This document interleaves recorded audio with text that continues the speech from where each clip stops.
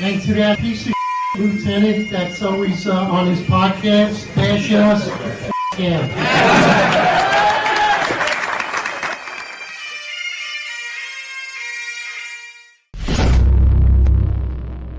All right, attention to roll call.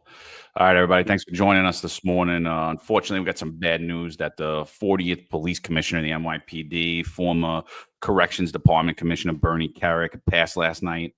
Definitely unexpected. I don't know. I know that there's a lot of chatter always going around about Bernie Kerik, but to me, he was a gentleman. He was a leader. I considered him a friend. He was somebody of high authority, a strong national security figure. And, from almost the moment I went out into the public eye, I've been speaking with Bernie Kerik ever since. And to me, he was a leader. He's someone that cared about the city. He cared about the men and women of the New York City Police Department. He cared about the residents of New York City and of this country. He, in my opinion, true man, true hero. And it's a great loss to this country. Chief, thanks for joining us this morning. Yeah, thanks for having me, John. Yeah, I mean, Bernie Kerik, like you think about what the leadership you need, right? So during 9/11, you had Giuliani and you had Bernie Kerik, and you had Joe Esposito, chief of department.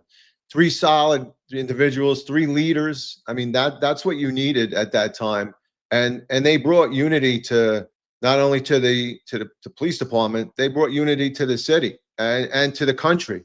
And yeah, it's sad. I mean, I was unaware if he was sick or anything, but his life was cut short, in my opinion. And yeah, he was an important person, definitely to the city of New York and definitely to the NYPD.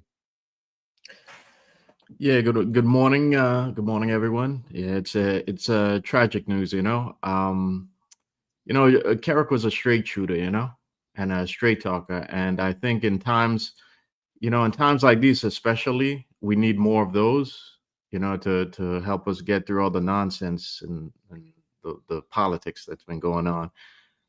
But I think it's a loss for the country and for the job, to have someone who's relatively young to pass like this. I think it also shows us just how much of a scourge on humanity cancer is. That we keep seeing these so many people pass so young, so relatively young, so many people that still had a lot left to give to the country, So yeah, guys, yeah, it's a tragic situation. Yeah, no, definitely. It literally hit me like a ton of bricks. I had a million things I was doing last night, and I was like, well, like, stop me in my tracks. I got a bunch of text messages last night, and I was like, wow. And, it was something like, and now looking back, like, I totally regret that we never like scheduled. He was a big fan of the show, and he was always like, I'm going to come on there. And he had a lot of stories, and, maybe at some point down the road, we'll talk about that, but not now. Obviously, I think Greg Kelly did a great piece on him last night, so I just like to play that in honor of Bernie Kerik.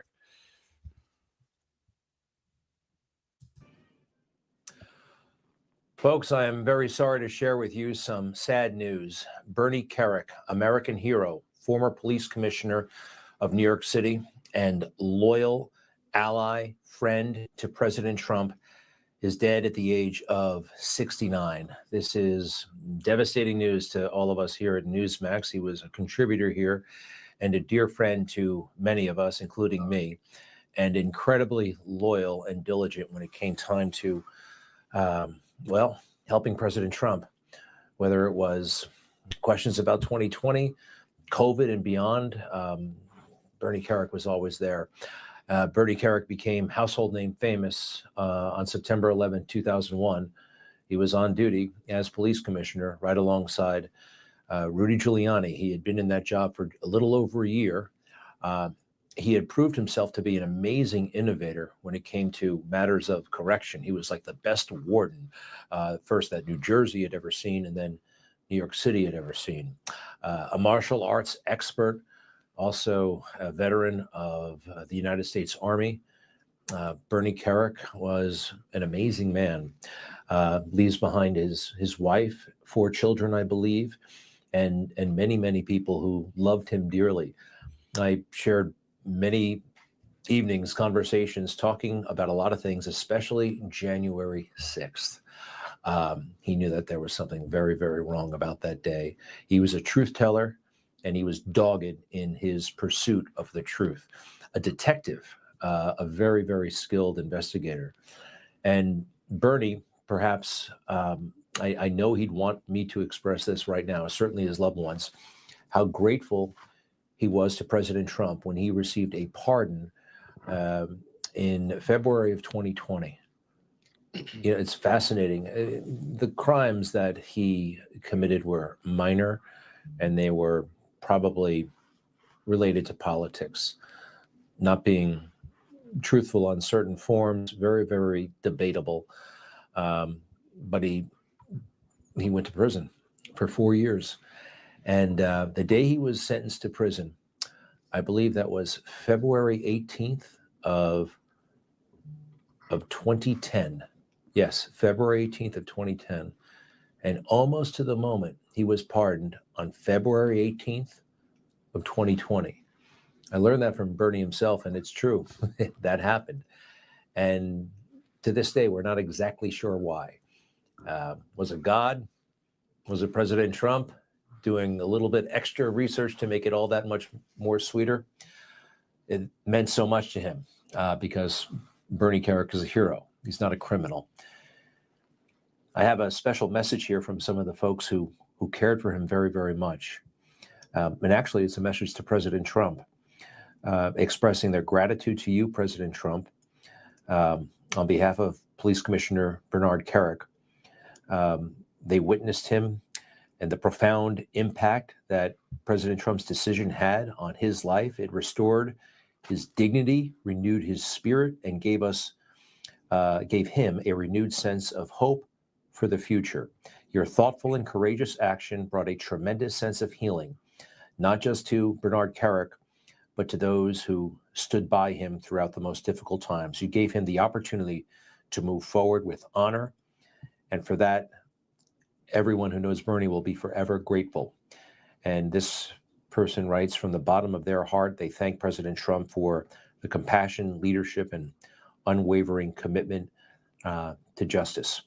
A beautiful message, and a lot of us feel that way tonight. So we're very sad that Bernie Kerik will no longer be with us. We'll have a lot more to say about the commissioner's life and times, and our thoughts go out to his family and also Rudy Giuliani, who gave him the opportunity of a lifetime to be the police commissioner of New York City. My father actually succeeded him as commissioner on January 1st of 2002, and they had a good, solid relationship. My father inherited an effective police department and was able to build on the success that Rudy Giuliani and Bernard Kerik had achieved. And all right, so more to say about Bernie, and we're all thinking about him right now. Yeah, so I mean, definitely, like we said, big loss to the NYPD, big loss to the country. You know, great friend to Donald Trump, the president, and though definitely, I was always wondering why he didn't take a position in the cabinet, and now I guess we know he wasn't in the best of health. Yeah, unfortunate situation, but definitely a leader. I got one more video I want to bring up about him, just to show how much he cared about the rank and file and how much he knew. And for those of you that haven't watched the Sean Ryan show, Sean Ryan's pretty good, great podcast. It's out there on YouTube. It's out on the other channels. Sean was a Navy SEAL. He's now a podcaster. I would definitely consider him in the mainstream of podcasters. But he did a great episode with Bernie Kerik. And if those of you want to learn more about Bernie Kerik, definitely check that out. There's also a book on Bernie Kerik's life I highly recommend. But yeah, a lot of hate online last night came out about it, about Bernie. And like I said, in the future, we're gonna we're going to do an episode to put all that to rest. And we're going to, we talk about how like the media and politics gaslights a lot of low information people, and a lot of people parrot points that they hear in the media, but they really don't know anything about. So we're going to talk about that, and we'll get that out in the future. But, again, now's the time for not you if whether you had an issue, if you had an issue with the man, now's not the time to bring it up. You want to talk in a month or two, you want to talk when we do that episode, that's understandable. But to come out while we're posting in remembrance and in honor, it's disgraceful. Honestly, I don't care who it is. I don't care what side of the political spectrum he stands on. I don't care your own personal feeling. I'm not a fan of New York City Mayor Eric Adams. I would never do that. God forbid, the other way around. Still honor the people, So I thought that was disgraceful last night. A lot of the messages I read. And by the way, from some people who are supposed to be notable people too, Yeah, no, I mean, you got to figure that no matter what your feeling of it, you don't want somebody, to die like, and it's just a sad state of affair that people would, especially just so recently, jump on the bandwagon and start bashing the poor guy. And did they bash him when was he alive, so he could defend himself? I mean, it's not a fair thing.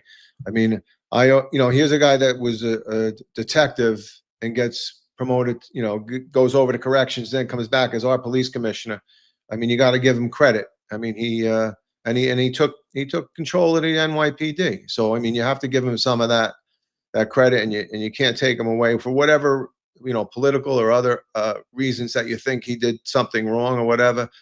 Keep that to yourself for now and just pray for his family and stuff. I know his son's a SWAT officer in Jersey City, so I mean, he has a family of law enforcement, and you got to give him credit. I know the one story. Apparently, it was somebody made a joke, and they called the precinct, and they said, "Hey, go down to 1 PP. You're getting promoted." And the cop went down to 1 PP, and Kerik found out about it, and they knew he wasn't supposed to get promoted, but he was there. It's like, "Hey, Commissioner, I'm here to get promoted." And Kerik said, "You know what? I think," he said, "come back on Thursday. I'm promoting you." So and he's a stand-up guy, and like you said, he cared about the rank and file, and to me, that's the most important thing, right? So you can put politics aside, the administration aside, but you care about the rank and file. That's the most important thing, right? I mean, that's what it's all about. Yeah, it's not, to be honest, it's not surprising that they'll hate on him because of his steadfast support of cops. I think that's something that they hate. But I've never met an old timer who had like a lot of like a bad story about Kerik. He tends to get lost between Bratton and Kelly.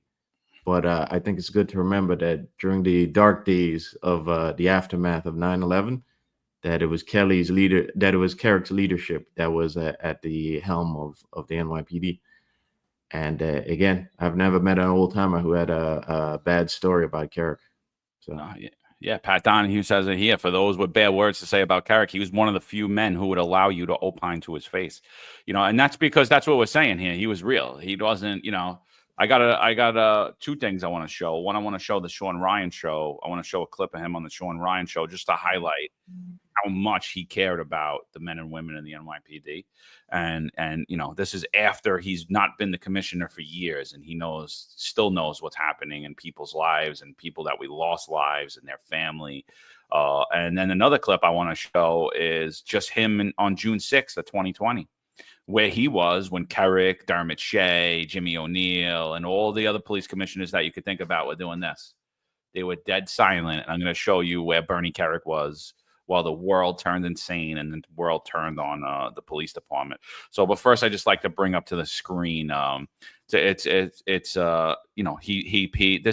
a portion of the Sean Ryan show where Bernie Kerik is paying tribute to another NYPD legend, NYPD hero, former unfortunately passed ESU detective who was killed in the line of duty, Joseph Viziano. Joseph still has 2 sons on the job, and you're going to hear how much, most of these commissioners wouldn't know anybody's stories. They wouldn't know anyone. They know their driver. They know the girl that they were messing with. They wouldn't know the workers. Listen to how much he cares. This is years later. This is probably 20 years after. You know, how many commissioners you think know intricate stories about people like that? And by the way, I've spoken to Bernie Kerik many times, and I was blessed enough to and fortunate enough to, and he's told me many stories. And the one thing I could say about him is he told me stories about a lot of people. You know, Joe Vigiano is a legend in the NYPD, but he told me stories about people I never heard of. You don't know, you know, he remembered, he cared about his people. He cared about the city. Chief, I saw you smiling when he was talking about the bridge story, you know. Yeah, no, he's absolutely right. I mean, you have this, especially the Brooklyn Bridge, you have this small piping that you're walking up, and you have what's called New York extender straps, and you hook into the cable. And the first bridge I ever did was the Verrazano, and that's a huge bridge.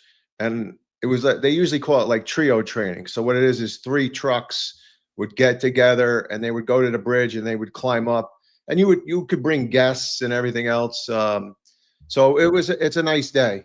I never had breakfast up there, but I know the guys probably did. But the first time I pulled up the Verrazano Bridge, I looked up at the bridge and I go, what the F am I doing, man? Why am I climbing this thing? And I'm sure Kerik was probably the same thing. It's like, why do we have to go up there? But yeah, once you go up, I mean, it's really good. You have to, you know, trust your equipment. It's fun. He's right. Coming back down is a whole nother story. Like you're literally looking down at the roadway and stuff, and you're seeing cars pass and stuff. And especially the Brooklyn Bridge, the piping is a lot smaller, so you have to just be careful. But yeah, those guys, you know, all the respect to Joe Vigiano and all the other, you know, the other 13 ESU officers that were killed during 9/11. You know, they gave their lives. They went right in when other people wouldn't, right? So I mean, all the respect to them. But Kerik, you can see right there how much it meant to him, right? That the straight up talk from Joe Vigiano to him. Even the challenge that Joe Vigiano gives him, like, oh, okay, most commissioners say no. I mean, all right, that's a challenge, right? And Kerik was up for it. Other guys would have blown it off. I've spoken to, you know, I'm not trying to float my goat, but a lot of commissioners, and some of them you would talk to, and they're looking in the distance for the next person they're talking. They're not even listening to you.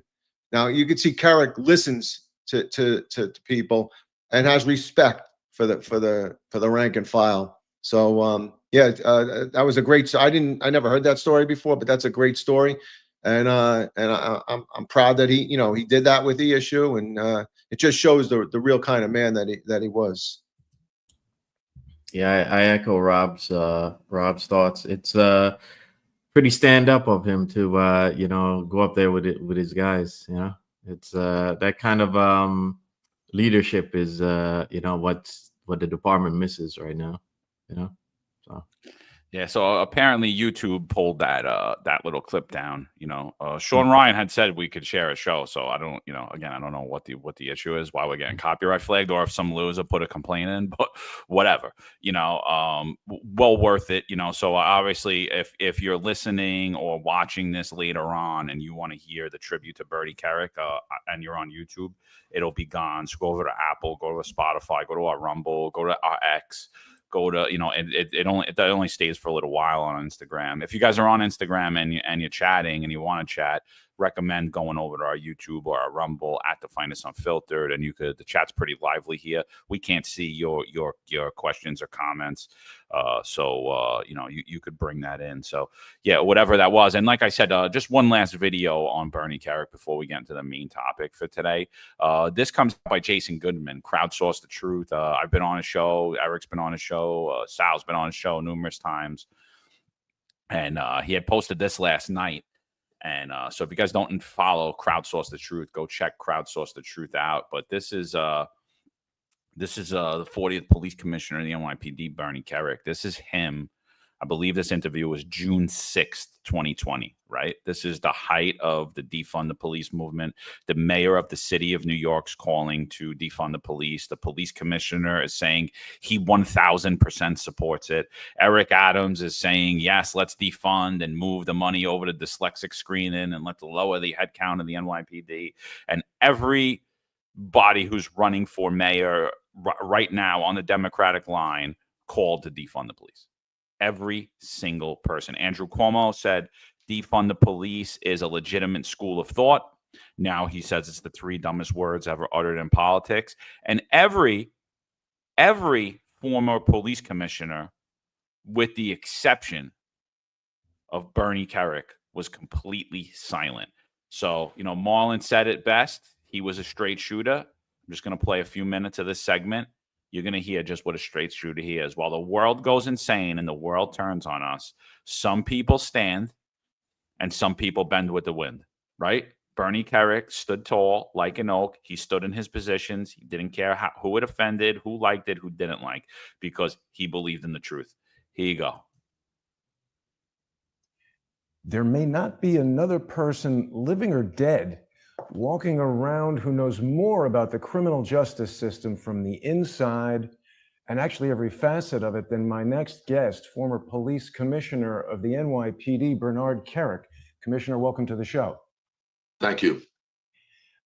It's been quite upsetting for lifelong New Yorkers like myself to watch the city be destroyed around us, but it's even more upsetting to see the actions of the mayor that seem to be encouraging this. What can you say about this movement to defund the police? Well, listen, you have to realize that the mayor of New York City is a radical left-wing politician. He supports these Marxist radical groups. Those groups now have basically begun or attempted to begin a revolution, so to speak, where they want to destabilize the U.S. government, and they're doing it through these riots in the aftermath of what happened in Minneapolis. That being said, defunding the police comes right out of their handbook. If you look at any of the handbooks of the Antifa or Black Lives Matter, or you can go back to the 60s, 70s, or 80s when we had the same issues with the Weather Underground or Black Panther Party, the Black Liberation Army, the FALN, same stuff. Defund the police, eliminate the police. That destabilizes the country. That's what they're looking to do right out of their handbook. And you have mayors and governors right now that are actually considering it. You've got city council members. The city council in Minneapolis has voted, I think unanimously, to do this. So my answer really is, let's see how you make out in 3 months. You defund the police, you take cops off the streets. Those cops, and especially the communities that's calling for this right now, they're all run by super radical left-wing Democrats. They have the highest crime rates. They have the highest murder rates. It's like New York City in the 60s, 70s, and 80s, early 90s. That's what you have. So you're going to take that, the highest violence, the highest murder, and now you're going to take the cops too. What's that going to do? Those cities are going to implode. The crime rates will skyrocket. Who do you call when you're getting robbed? Who do you call when there's shots fired? Somebody with a gun, a social worker. I can't really. I have no answer for what they're thinking or how they think they're going to make that better. That's going to make anything better. The reality is, it's not. Well, Commissioner, you've just given us the answer. So that's it. He was dead on the money, right? That's who he was. He didn't shy away because it was politically inconvenient, because the media didn't want to talk about it, because Disney Channel was putting up black squares, because we were doing away with Paw Patrol. He said the truth. You want to defund the police? Guess what's going to happen? Crime's going to skyrocket, right? And you didn't hear that from anybody else. So, shout out to a true NYPD legend. Like we said, it's a great loss, not only for the NYPD, for this country. True hero, definition of a man, definitely somebody I looked up to. So, just wanted to get that out there. What'd you think about that, Chief? He stood strong, right at the height of defund the police. Yeah, no, I mean, a perfect analysis, right? I mean, he laid it right on the mark. He didn't shy away from the point.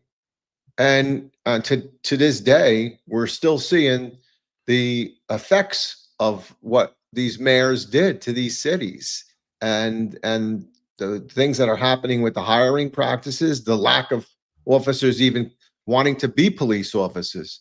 So he called it right there, right on the carpet. Wasn't afraid to say it, and you got to commend him for that. Against at that time the mainstream media, where everybody was, you got to defund. No, he stood up against it. He knew, he was a good leader. He knew that what the NYPD did, what police departments in these cities did, and how they helped the communities. They didn't hurt them, and you got to commend them for that. They're standing up. Yeah. And you got to applaud him for, not becoming a shill for elitists in his post career. For always remaining that blue collar icon. Yeah, no, it was, so, like I said, it was definitely a big loss to New York City. All right, so like I said, we'll do more on Commissioner Kerik in the future. After everything, probably in a couple of months, because I think he was politically targeted, and I think he was poorly portrayed, and he's still poorly portrayed in the media. And shame on the New York Times for the article that they wrote. They put out disgraced commissioner dies at 69. The only thing that's disgraced is that newspaper. That's absolutely disgraceful title to write that, and I can't even believe anybody would do that. We want to go at each other while we're still here. That's fine. Yeah, the man's legacy is the man's legacy. He was the 40th police commissioner in the NYPD, and he did a damn good job at it. And at the height of 2020, every cop in New York City wished he was still the police commissioner. So and those are just the facts. Even the people that didn't like him, so they wish they had a Bernie Kerik at the helm on that June 6, 2020. So shout out to you, Commissioner. So all right, so yesterday we get some crazy news. Let's get into the topic. The crypto bros. Were NYPD detectives involved in a New York City crypto kidnapping and torture scheme? Let's just see what the news is reporting, right? Let's go right to the news. Let's see what they're saying. Questioning that cryptocurrency entrepreneur about what happened in his $75,000 a month apartment. A man from Italy claims he was tied up and tortured for 2 weeks by the entrepreneur. He says he managed to escape. And tonight we are learning new information about what happened and what police say. Eyewitness News reporter Josh Einiger is live in Soho with the breaking news. Josh. Liz, you don't hear something like this every day, and every new detail we hear is more disturbing than the one before. In the brownstone behind me, cops say they've uncovered a sadistic torture ring led by a group of crypto bros who sources say tied up their victim, tortured him with electrical current, pistol whipped him, and then fired up a chainsaw and threatened to cut off his limbs, all to have access to his fortune in cryptocurrency. At an opulent brownstone on Prince Street, a most unusual sight. Police emerged with a handcuffed man in a bathrobe who stood in the rain barefoot as they patted him down and tried to make sense of a depraved story they'd heard from another man who claimed he'd been held against his will here for weeks. I mean, everything else happens, but that one is a new one, and no, that's just insane. This morning, a 28-year-old man from Italy approached a traffic agent and said he'd escaped captivity at 38 Prince Street. Having been held hostage and beaten, police quickly moved in. I saw like a sort of SWAT team going with the shields. And then shortly after that, I saw a guy in a white robe and handcuffs come out. The guy comes out in a white bathrobe, barefoot, hands cuffed behind his back, got into a police car. He didn't look concerned, you know. He didn't look worried or anything like that. The man in the bathrobe was, according to cops, a cryptocurrency entrepreneur who rents the home. Police say he'd had a business dispute with the victim who'd moved to his native Italy after a falling out months ago. But he returned May 6th, and that's when police say the home's occupant and another person effectively took the victim hostage and tortured him, tying him up, beating him, even throwing him through furniture. Police say the victim has traumatic injuries consistent with having been beaten. Inside the house, they say they found multiple Polaroid pictures of him being tied up and tortured, along with multiple torture items in view. They also found a gun. The house, all 8 bedrooms and 10 bathrooms, sits set back from the sidewalk on this busy block in Soho. It was rented just a couple of months ago. Its most recent listing price, $75,000 per month. Sidewalk vendor Kieran Tully has been watching that house for months and says something's been off. He just never knew what. I've seen people go in and out all the time and never really ever saw the same person twice. So we were wondering, like, what was going on in there. Well, something apparently was. We are blurring the suspect's picture in that video because police have not formally charged him or named him publicly, but he's being questioned right now at the NYPD's 5th precinct. They're also seeking at least one other person they say was involved in this depravity. As for the victim, sources say he chose today to stage his escape because his tormentors told him they would kill him today. Right now, he's being treated at Bellevue Hospital. So that's how the story first breaks, right? That's what we get. I mean, and that was a weird story, right? You know, that we get that story that comes out, and totally weird. You know, we've seen the mayor of the city of New York. Remember his first check he took in crypto, he took in Bitcoin. He talks a lot about crypto. He actually went on Taxpayers' dime this week to a crypto conference in Vegas, and he said it was a win for the city because he's bringing crypto business to New York City. And then yesterday we find out that 2 NYPD detectives were modified, had their guns and shields taken as a result of what we're being told allegedly doing off-duty security for the person who was renting this house and the other suspect. So we're also hearing a lot of rumors that the gun that they're talking about that was being put to his head and the gun that was found in the apartment belongs to one of the cops who were working off duty. We haven't confirmed that yet, but that's pretty hot and heavy rumor that's going on. Chief, what'd you think when you heard this story? Like, what are your thoughts around it?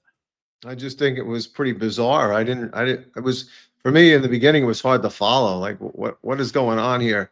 And you know, the underlying thing is it's all about crypto, right? And is it a coincidence that Adams is down in Las Vegas at a crypto meeting, and then he has a detective, one of his first grade detectives, that's transporting this individual, you know, providing security. So it seemed a lot of coincidence.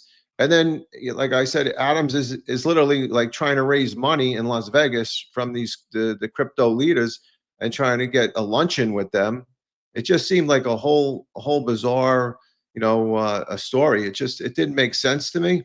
And then the two officers get modified. You know, so there's some implication that, you know, something's going on, something's wrong here, whether they don't have verified off-duty employment or that they are in fact involved in something that is a little bit more, you know, that there's some criminality about it that has to be investigated. So it was just a really weird story, and there's just a lot of coincidences that came out, you know, at the same time. So it's hard to believe, you know, that and I understand that first grade detective, he was like he would go forward to the scene to make sure everything was cool for the mayor before he arrived. Like he went ahead of the detail, but it just seems the whole thing seems crazy. It really does.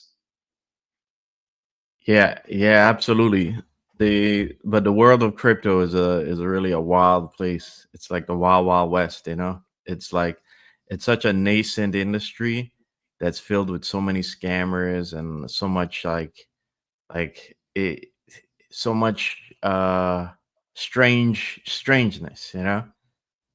I mean, when I first heard about this, I didn't know what to think of it, and I kind of understand more what's really happening behind the scenes, but I still this whole thing seems bizarre, you know. I mean, so let's put a little context into all of this, right? So those of you who don't understand crypto and don't understand like what exactly is behind the behavior of these two guys, right? These two crypto entrepreneurs. And by the way, there's a thin line in crypto between entrepreneur and scammer, right? Again, it's a very nascent industry, and it's the wild wild west. There's a lot of crypto runs ahead of regulation and runs ahead of the current laws that we have. Those laws are still waiting to catch up, you know? And so the scammers poured into it. And the thing about crypto now is every 4 years, crypto tends to move in peaks and valleys, right? And those peaks and valleys follow the movement of Bitcoin. Now, it's a little complicated and I won't go into it here, but basically every 4 years, Bitcoin peaks and then drops again. Now, Bitcoin is the only legitimate crypto out there, okay? If anybody tells you to go invest in any other thing like XRP or all that nonsense, Bitcoin is the only legitimate one. The problem with the industry is that because it's so nascent, that there are 1,000,001 cryptos, and most of them are pump and dump or scams, right? And the problem is, after every 4 years, when the bottom drops out of when Bitcoin collapses, well, it doesn't really collapse, but what happens is a lot of the liquidity goes up. People take profits. What happens is the other cryptos lose even more money, okay? And that's the time where a lot of rug pulls happen and a lot of the dumps happen in these pump and dump cryptos. So that context is needed to understand this, because the two crypto bros in here had a lavish lifestyle that I believe it's mentioned in a couple papers that they had a lot of debts. And what probably happened is they probably lost a lot of money in the last 4 years as Bitcoin and the industry peaked, and then they regressed again. So that's important to understand in terms of why they did what they did. You know, they had a lavish lifestyle. One of them owed a lot of debts in Florida, and one of them had a company who I checked and hasn't been active really since. It has a venture capital blockchain company that hasn't really been active since 2019. So I believe they owed a lot of money in this. And again, there's a lot of scammers in the industry. Now, when I heard about this, and then I heard about Eric Adams going to the Bitcoin convention, the other thing that comes to mind is that the president has said that he wants America to lead crypto. And the problem is that when you have guys like this in the industry and you have all this craziness going on, that people won't trust investing in it. And that goes back to my thinking that I don't think we're going to be hearing about this very long. You know, I think this story is going to get buried very quickly, because it's in the industry of it's in the interest of the industry and local politicians like Eric Adams and the NYPD itself to quickly bury this story. So again, there's a lot of weirdness in this, and crypto itself is like a bizarre industry with a lot of scammers in it. So that's some context to understand as we go forward with this discussion. Yeah, no, I totally agree with your assessment on that. We're not going to hear about this long. You know, I laughed. They said, "Oh, the NYPD's IAB's investigating, and the mayor's not involved." I'm like, yeah, okay. First of all, and I'm not saying that he is or he isn't, but I'm just saying IAB would never be the ones to tell you that the mayor was involved, even if he was. So that's not like a legitimate source of investigation anymore. We've highlighted that on the show numerous times, that the NYPD's IAB is just completely inept at actually performing real corruption investigations as it relates to high level. So if it was something that the mayor was involved in, or the police commissioner, the Internal Affairs Bureau is not the it's inept. It's completely inept. It's never going to go after high level corruption. Does the fact that these two detectives, that they were involved in it and modified, does that mean that they were directly involved in the kidnapping and torture? It's being reported that one of the detectives brought the Italian tourist to the townhouse. So that definitely raises an eyebrow. Like we said, we have the rumor that the gun, it belongs to one of those detectives. So that definitely raises an eyebrow. But let's face it, cops do security off duty for whatever reason. Obviously, there are people who need more money than they're able to make. They're the sole breadwinner for the family, and they do what they have to do off duty. And obviously, the easiest thing for an NYPD cop to do is to do security.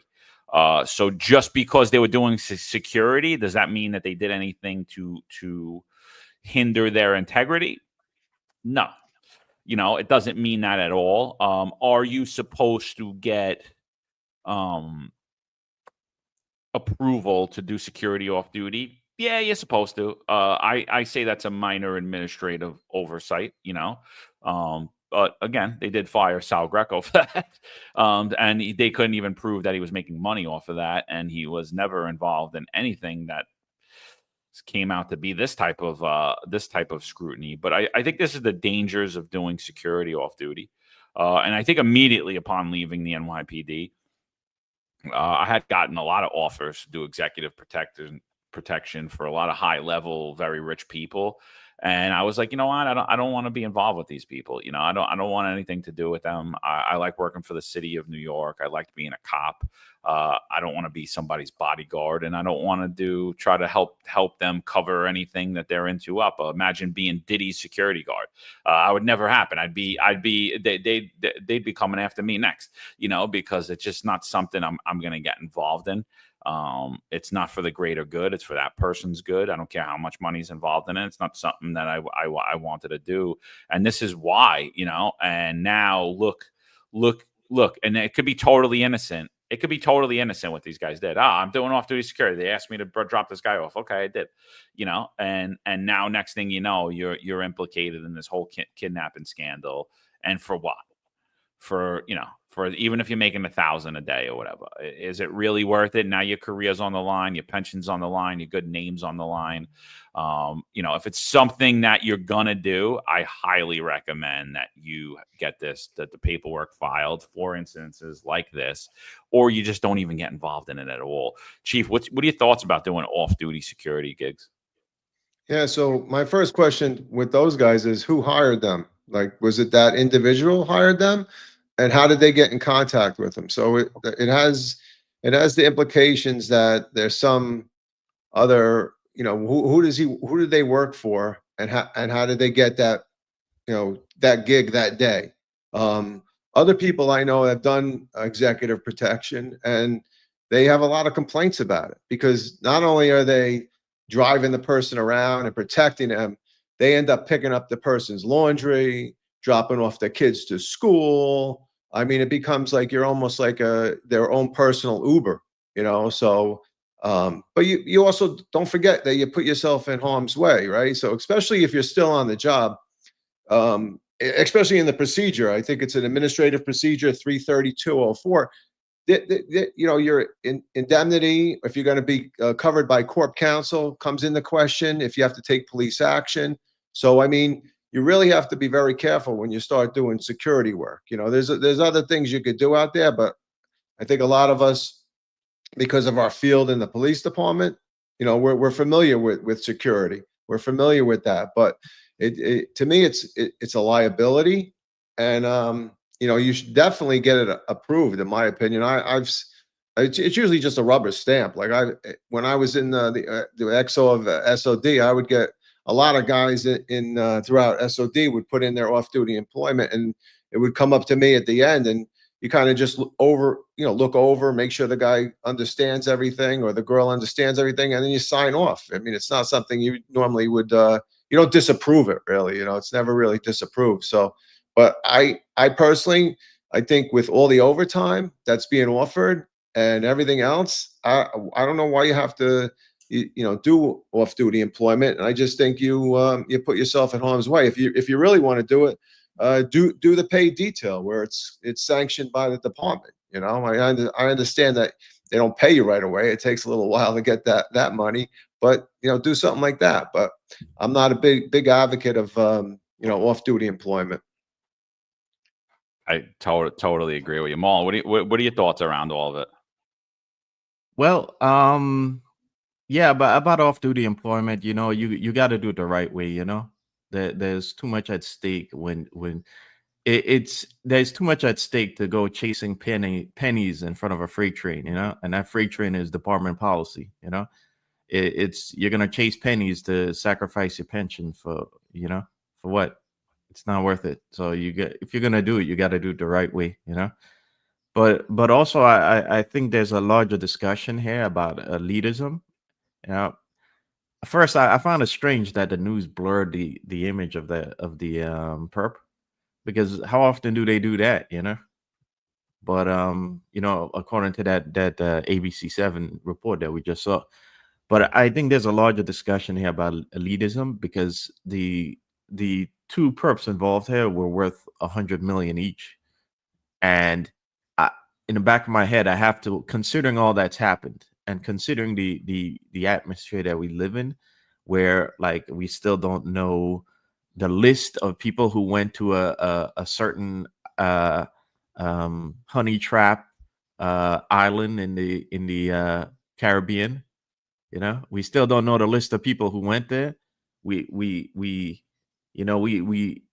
had many discussions about elitism and how like it seems to be that there's a group of wealthy, out of touch people who want to dictate the way the rest of us live in this country, and want to dictate like where this country goes, and clearly want to ignore the Constitution in the process. So we've had that discussion numerous times. And in the back of my head here, I have to wonder how much. We also talked about awareness earlier this week, right? So in the back of my head, I have to wonder how much those detectives compromised that, because they were working for two guys who had like they were worth millions and had like a hedonistic, indulgent lifestyle that celebrities have.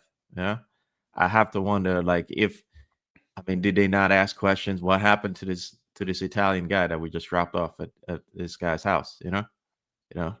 So I've heard stories of guys doing executive protection years ago, and hearing them put up with a lot of nonsense from these wealthy guys.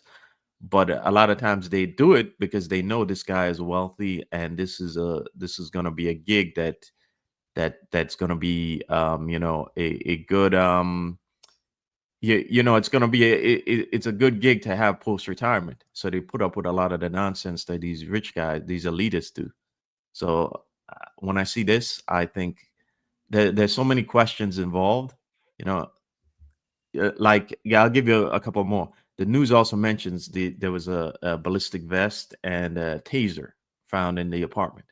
So to me, it brings up a lot, besides the rumors of the cop's firearm in there. So it brings up a lot of questions to me of what exactly was happening, and what exactly they kind of like dismissed because they wanted to remain employed by these millionaires. So total fair points. And so let's get into those points, because I think Chief Lukash really nailed it on the head. How did they get the work? Are they being employed from a security firm? We know one of them works directly on Adams' security detail. So how did they come in contact with the guy? I think that needs to be answered publicly. How did they start to work for this guy? Was it through a security gig, or was there some type of personal connection there? And if there was a personal connection there, how exactly was that personal connection made? Is there a connection between these two crypto guys and the New York City mayor? So that's one. Two, if in fact the gun is with one of these guys, there needs to be, and there's a taser, and there's a ballistic vest that potentially belongs to a member of the NYPD, there needs to be some serious investigation as to how many others in the NYPD do security for these guys. How many others knew exactly what was going on? So that's the other thing. So that's right off the bat. Right off the bat, we should know all this anyway, regardless if that gun, it turns out to be a member of the services gun or not. We should know how many other members of the NYPD did security for these two. The other questions that come in now, because Manny Grossman is bringing it up. He says, I just wonder how many other victims there are of this crypto signal. Because let's not beat around the bush here. They were so what's being alleged is that these two men were torturing this guy for his password. Do we for 1 second think that they were going to let him go after they stole all his money? Do you think they were just going to be like, oh, yeah, no, you can go now. You're good. You're good. We're going to let you go now. Nah. That's not, in my opinion, that's not what was going to happen. In my opinion, what was going to happen is they were going to chop him up and get him out of there. And who was going to be involved in that, and how exactly were they going to get him out of there? And, and then it comes into question is, you're an NYPD detective and you didn't notice anything weird? You never thought anything weird about these guys? They never asked you to do anything weird? What else did you see? Because, I speak to people all the time. Oh, I make $400,000, bro. I got to escalate.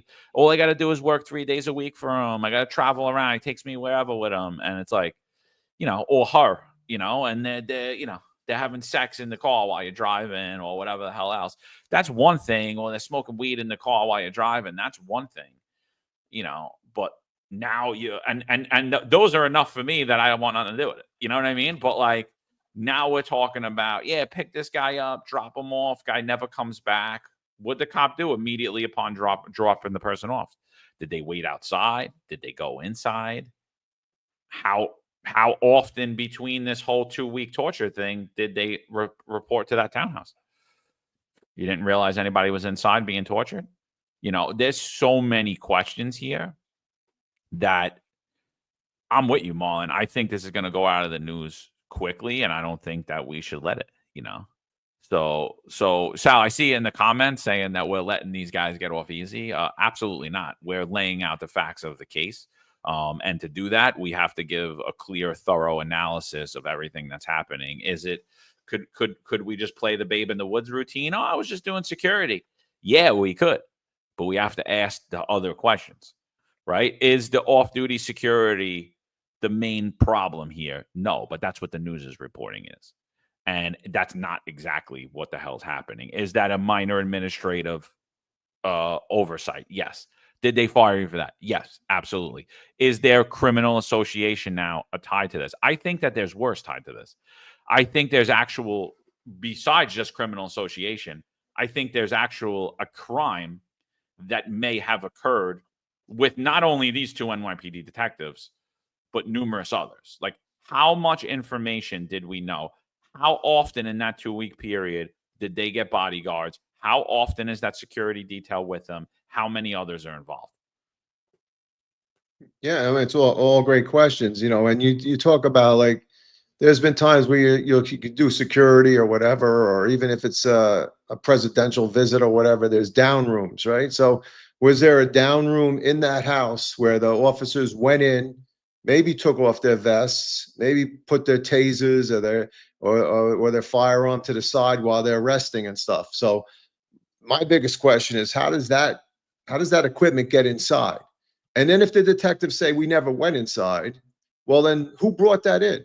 Who did they give it to that guy to bring in with him for his own protection? Hey, we're not going to see you in a while. Keep this with you. I mean, it has all indications of total impropriety. It's just, and if the detectives had gone in they didn't see the weirdness and stuff that was noted later on inside that place. I mean, how do you not? So I mean, and again, what kind of security are they providing? They just dropped him off and said, all right, well, call us when you need us. All right, we'll talk to you later. And then they don't hear from him for 2 weeks. Or were they still getting paid to do security? Were they going and doing like directed patrols and pulling out front and not noticing anything? I mean, there's so many things there's so many questions that need to be answered. And it just seems that it smells fishy. It really does. It doesn't look appropriate. It doesn't look like you normally do. So, you're right. Is it off-duty employment? I think that's the least of their worries. But the criminal association and anything else, and just leaving that guy in there for 2 weeks, and what was their sole responsibility? I mean, it just doesn't seem right.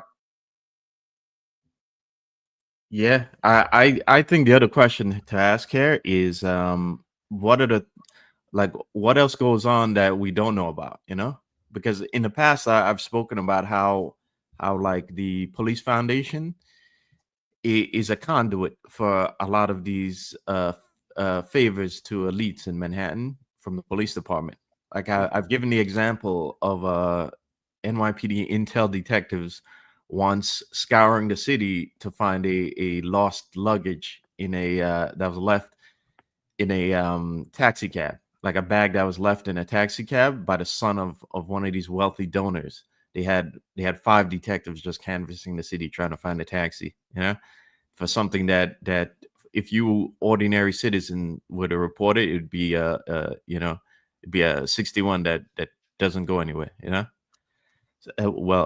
So 61 is a complaint in the NYPD, for those of you who aren't aware.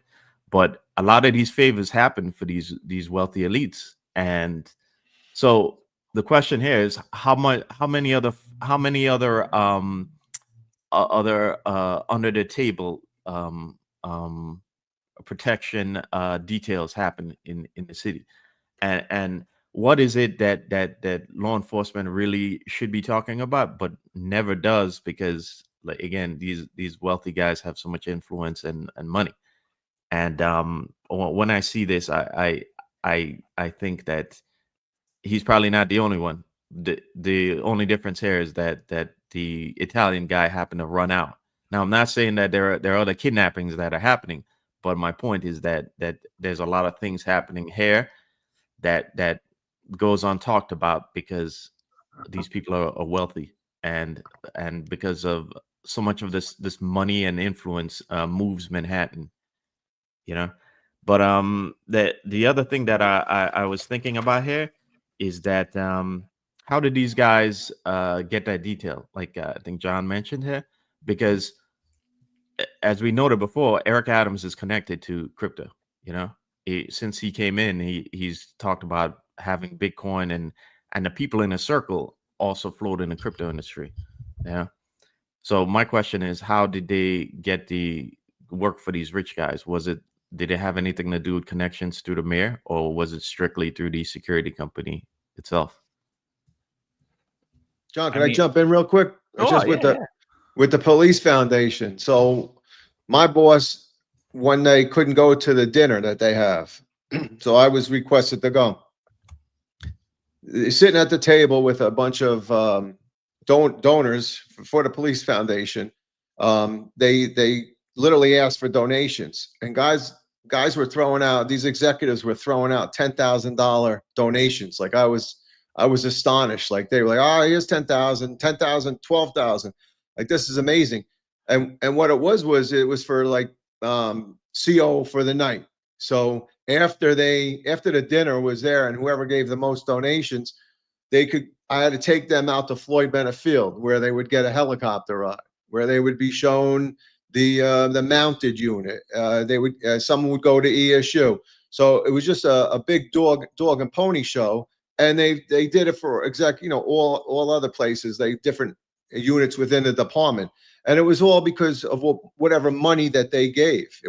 That's what it's based on. So to me, yeah, I mean, does the police foundation probably do some good things? But to me, it's a big scam, because all they're doing is they're paying the police department to give them certain things. So it's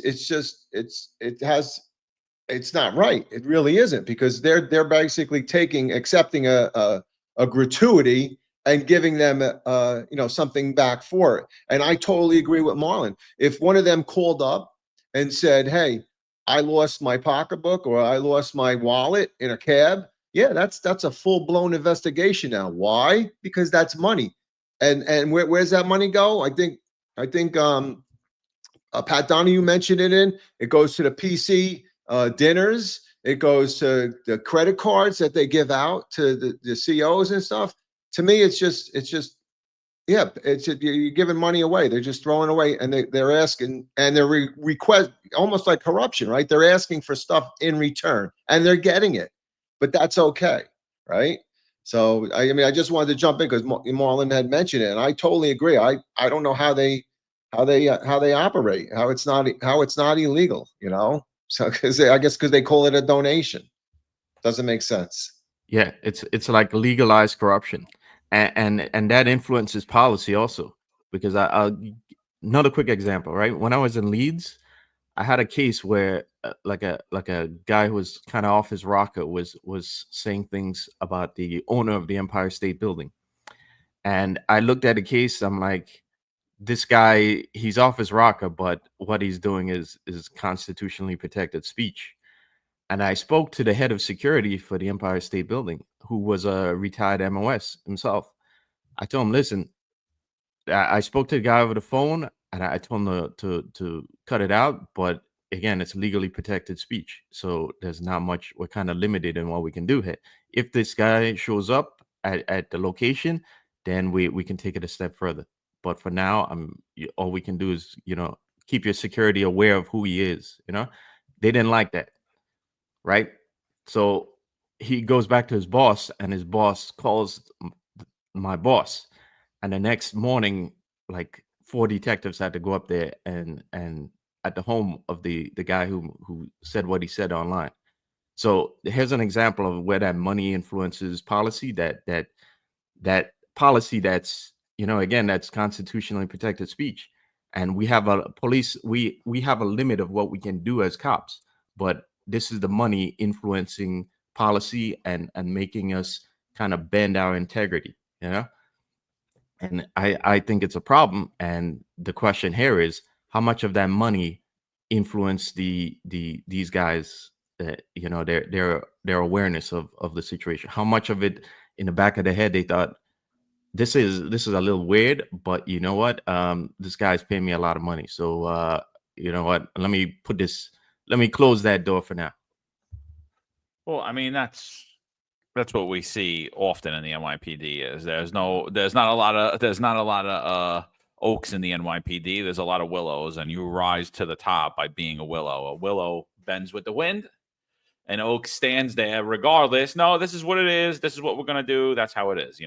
We see that constantly. Somebody's asking in the chat, where did the other detective work? Well, one of the detectives we said worked for Eric Adams security detail. He was on the advanced team. The other detective worked at Narcotics Bureau, Manhattan North. And they'll probably still both stay exactly where they are because they're hooked up in the upper echelon.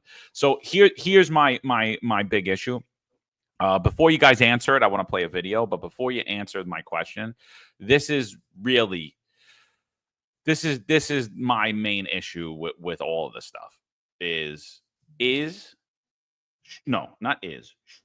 the NYPD be investigating this? Should any law enforcement agency in New York City or anything that's tied to the mayor should be investigating this, DOI or NYPD IAB? And I'm going to sit there and say, absolutely not. Absolutely not. This appears to be high-level corruption, and Marlon, I'm going to say right now, I agree that there's other stuff going on here besides just this kidnapping, but I'm going to say that I don't think that this was the first time this happened either. I think there's a lot of shady things that are happening, And I think there were a lot of shady things around this. And I don't think, again, we've showed you, myself and Eric Dim have showed you what IEB does. It's the enforcement arm of the upper echelon of the NYPD.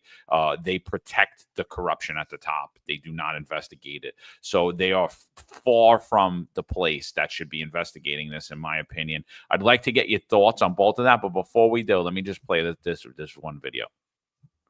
We are following some breaking news right now tonight, and it involves some questionable New York police behavior. Police, in the case of that investigation on an Italian businessman who was tortured for his crypto password in Soho. 2 NYPD detectives placed on modified duty for their alleged involvement in the case. The developments coming as the suspects in the case, John Waltz and William Duplessis, face judges. So what did the detectives do? Eyewitness News anchor David Navarro with the breaking news. David? Sade, Bill, Eyewitness News has learned Internal Affairs is now investigating as these detectives have been put on modified duty. One of the detectives is a 20-year veteran assigned to Mayor Adams' detail. Officials say their off-duty work included driving the victim from the airport to that townhouse and providing security at the townhouse. Officials believe neither detective had any knowledge about what might have been going on inside of it. Now, it's important to note NYPD members are not permitted to work for private security without going through a series of approvals. And now Internal Affairs looking into if that happened and whether their employment had been approved internally. Meanwhile, earlier today, a grand jury returned an indictment against John Waltz, who was arrested in his bathrobe on Prince Street.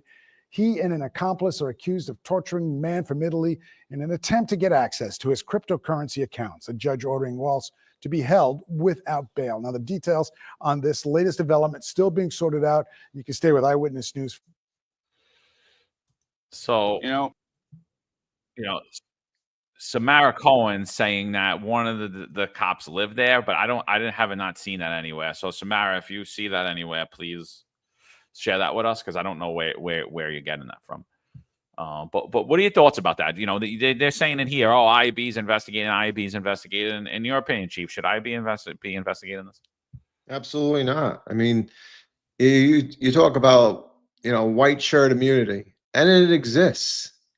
I know for a fact it exists. I've gotten calls before I even knew there was an allegation that telling me, hey, there was an allegation against you, yada, yada, yada. So it definitely exists. So if you don't think that a detective, a first grade detective that works for the mayor's office, right, works for the mayor as part of his executive protection, isn't going to get that same white shirt immunity, he absolutely will. So this is going to be, that person is a reflection on the mayor's office and the mayor. So they're going to cover it up. It's going to be closed out or whatever. They're going to say they couldn't prove it or whatever, that, it's going to be unsubstantiated and it'll be put to the side. But absolutely not. It's not going to be a proper investigation. And it has the sense of a really bad look at it. You need an outside agency. I mean, I totally agree that there should be an outside agency that looks into this. This is a bigger picture, like Marlon spoke about earlier. This has bigger implications, and like you said, John, was it done before in that house? Were there other things that happened? But having the Internal Affairs Bureau will absolutely do nothing to this case, and they will not investigate it. They will push it to the side like they do with a lot of other cases. John, you and Eric are a prime example of that. If they don't want to do it, they push it to the side and just let it die on its own. And no, they should definitely 100% not be part of this investigation. They put that out there to say, like, oh, look, we're doing something about it. We think there's something wrong. We're doing something about it. When in fact they're not going to do anything about it at all. Yeah, 100%, Chief, 100%. I think especially so, as remember the election is right around the corner, and Eric doesn't want bad publicity right now. That's the last thing he needs right now with the election, with the polls being so tight right now. You have he has not only Cuomo to deal with, but Zohan is picking up steam right now. So the last thing he would need right now is more like allegations of impropriety that surround his administration and people that are fairly close to his circle, you know. But the other thing I'll say is that I think neither the elitists in Manhattan don't want this either, because the last thing they want is us talking about the connections between security firms and favorable treatment from the police departments. And let me tell you, there's a very, if you follow the threads, there's a lot of connections between these security firms. Well, largely because a lot of them are made up of retired officials from the NYPD, but there are a lot of connections between them and these elites in Manhattan, you know. But also, again, I've said, as I noted earlier, the crypto bros, who some donated money to Eric Adams' fundraiser in Vegas, don't want this either, because the last thing they need is more eyes on the scammers and the strangeness, the strange behavior of people involved in crypto, you know. And the Trump administration as well doesn't want this, okay? Because again, Trump says he wants America to dominate crypto, and in order for crypto to be a thing, it has to be legitimized. And imagine, like for me, imagine me explaining to my dad, "Hey, Dad, you should get some of this. You should buy a Bitcoin." And then my dad sees this on the news, and he's like, "Really? You know, scammers and this is going on in Bitcoin?" Besides the other scams that have happened, the well-documented scams and fraud that's been documented in crypto. So I think there's a lot of players who don't want this to be talked about. And last thing I'll say about it, as I was watching the Bitcoin conference yesterday, because I wanted to hear Adam's speech, there are a lot of people in the comments, right, who are talking about how this whole thing seems like shady now, you know. And there were some people who mentioned the incident with the crypto brothers, with these crypto bros. So I don't think I think there's a lot of people who don't want this talked about, and I think this investigation should be out of IAB's hands. Yeah, no, it's first of all, like we said, they have the inability to investigate anyone past a low-ranking, non-politically connected member of the NYPD. Honestly, IAB should really be, at this point, should be removed from the New York City Police Department. It should be an outside agency. I mean, we've proved that here in the last 2 years. And the actions they took and they continue to take in regards to covering up corruption have proved that, you know, and we've showed it on irrefutable evidence, you know, and not to mention the fact that the people that are assigned to Group 1 are completely incompetent, particularly the one that sent the cops to my house without even knowing if I was home or knowing I was home, but failed to mention to them that this incident occurred way over a year ago, and made it like it was an emergency, so they would rush to my home. I mean, just complete incompetence. That's why I used to call. Everyone's like, "Oh, when I was in IAB," everyone's like, "Just stay in IAB. You know, you're gonna get the money." I was like, "What do you mean the money?" They're like, "You know, SDS." I was like, "What? Slight Down syndrome?" I was like, "I don't want to be like those guys. I don't know what that is. You know, I don't need that. You know, it's a joke." I don't think this is the Joe Rogan, but if it is, he's saying that YouTube stream is unavailable. Guys on YouTube, we had a little issue earlier playing a memorial to Police Commissioner Bernie Kerik with YouTube. If you guys are on YouTube, could you just let us know if it's up and you're watching this, please? Just to make sure. Because it seems like everybody's in there, you know? You're on. Okay. Wednesday says we're on. Okay. It's there. All right. It's there. All right. We're good. But yeah, I mean, I think that's the fairest point that's here, is that this investigation could potentially lead to have political ramifications. It could lead to upper echelon of the NYPD. It could lead to back to the mayor's office. It could lead to the governor's office. We don't really know where it's going. And at that point, the NYPD has proven the inability to investigate themselves properly, especially when it comes to high-level corruption. So I think, I think it's something we need to pay close attention to, and I think we will. We'll continue reporting on it as we get up-to-date information. But as of right now, all we know is that it's alleged that one of the detectives' gun was found inside of the apartment, that it's alleged that they were doing security for these crypto bros. We don't know how they were paid, how that connection was made. We don't know if they were in the house during this near 3-week period where a man was being tortured and kidnapped. We don't know if there were other members of the NYPD involved. And honestly, at this point, it's safe to say we know nothing at all, and the media should be all over this and should not let this go out until all of the facts of this case and the grand jury indictment and how members of the NYPD were involved, and if any members of our of the elected body in New York or New York City or New York State are also involved. And we need to be made aware of that, because it's actually disturbing.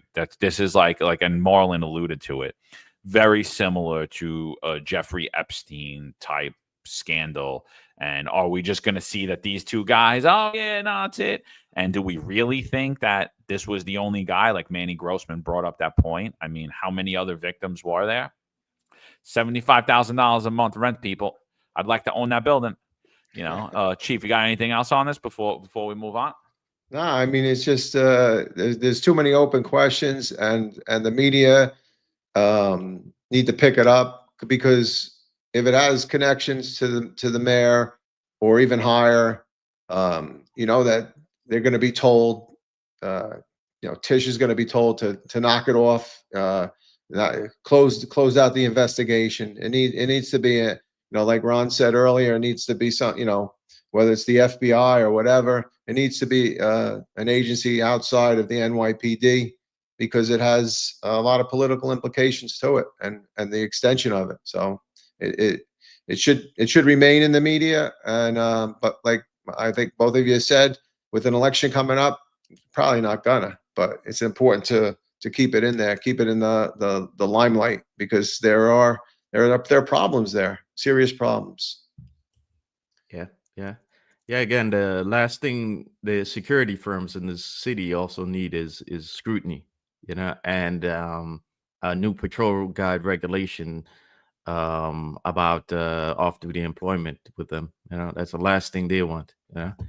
And again, they are connected to big players like real estate in the city, and real estate donates a lot to the police foundation. So, but before we continue, RH in the chat says, your love for both Bernie Kerik while supposedly criticizing corruption, zero self-awareness detected. To that, I'd also like to let you know, RH, that we're also big fans of accountability and reform and redemption. Okay, so putting aside the politics that were involved in Kerik's case, the fact that Kerik took accountability for what he did, and that he post his career in law enforcement, he was a very stern supporter of cops and of policing. We believe that he's a guy who moved past that, and that should be applauded. And in fact, anybody in society who does their time and who seeks forgiveness and reform and then becomes a contributing member of society should be welcomed and should be applauded for what they do and for getting past any past criminality that they were involved in. So, yeah, and I think one thing that never gets highlighted about Bernie Kerik either is how he reformed Rikers Island when he was he got the police commissioner job because he did such a great job as the correction commissioner, and he really they lowered the amount of deaths in Rikers, they lowered the use of forces in Rikers, and he really did a great job. And if his style of leadership kept in Rikers would not be under federal monitor today. So he really that kind of work that he did there gets overshadowed. And because of his work there, and even prior to where he was, in my opinion, he was a political target. Even prior to that, he was a big advocate for prison reform and criminal justice reform. He spoke about the ills that the prisoners had to deal with too, not just the guards and not just the cops. And he also spoke about how perpetrators should be handled too. So he really cared about the whole ecosystem in law enforcement. He wasn't just like, oh, my guards need everything, or we need to be able to do this to keep the guards safe. No, he spoke out a lot about how prisoners were treated and mistreated and things that they don't have and they should have, and how to make it a better system for all. And so, screw RH. I wouldn't even have brought up his comment because he's a loser anyway. What's his name? Hamilton? I forget what the hell his name is. He's a loser, that kid. He's not even worth talking about with him. But we're definitely going to do an episode, and we're going to go into the political hit job that the Bernie Kerik scandal happened. We'll do that in a few months, and we'll put it side by side with the scandal that New York City Mayor Eric Adams was involved in, and you tell me who deserved to go to jail and who didn't. So we'll do that. We'll get on that, and then hope you tune in for that one, RH. So there were big bosses that I knew that hated Kerik, but those big bosses, they were really bad bosses. Like, they were mean to the rank and file. And Kerik didn't tolerate that, and he stood up against it, and he knew from being boots on the ground. So and you're right, he paid his price and he moved forward, and you can't fault somebody for that, right? That's what you push people up that do that. You don't fall down in the trenches and stay there. If you fall in the trenches and you come back out, well, then you have our support. So that's my take on that. And Stephen S. says it here. Let he who is without sin cast the first stone. Right? Jesus Christ, right? That's that's basically what it is, right? Everybody's got a lot to say. RH is perfect. He's never committed any sins, and he sees everything perfectly. Just don't disagree with him, because then he'll want you thrown in jail or worse. So we got about 12,000 people on here this morning. Appreciate all you guys for joining. We spoke about the passing of the 40th Police Commissioner, Bernard Kerik. We also spoke about the entire crypto scam and how there's allegations that NYPD detectives could be involved in the kidnapping and torture of an Italian tourist. So we just brushed over the facts, what it is, what questions we have. Now we're going to move on to some New York City crime, right? Got a couple other things before we get out of here today. For those of you that are new on the stream, do us a favor, go over to our YouTube at The Finest Unfiltered. Give us a like, share, subscribe, click the notification bell. This is what we do. We talk about stuff. We go in depth about stuff that the mainstream won't. The mainstream gives you a little about a lot of information. We give you a lot about a little. So check out that stream. Thanks for joining us, and let's get into it. So we've been talking about the misclassification of crime numbers. So this got brought to my attention yesterday. Daniel Cafaro Hill. I'm going to show you some videos in a second, but I just want to read his post. Yesterday, my brother was followed home from TD Bank by two masked men. One waited 3 minutes after he parked.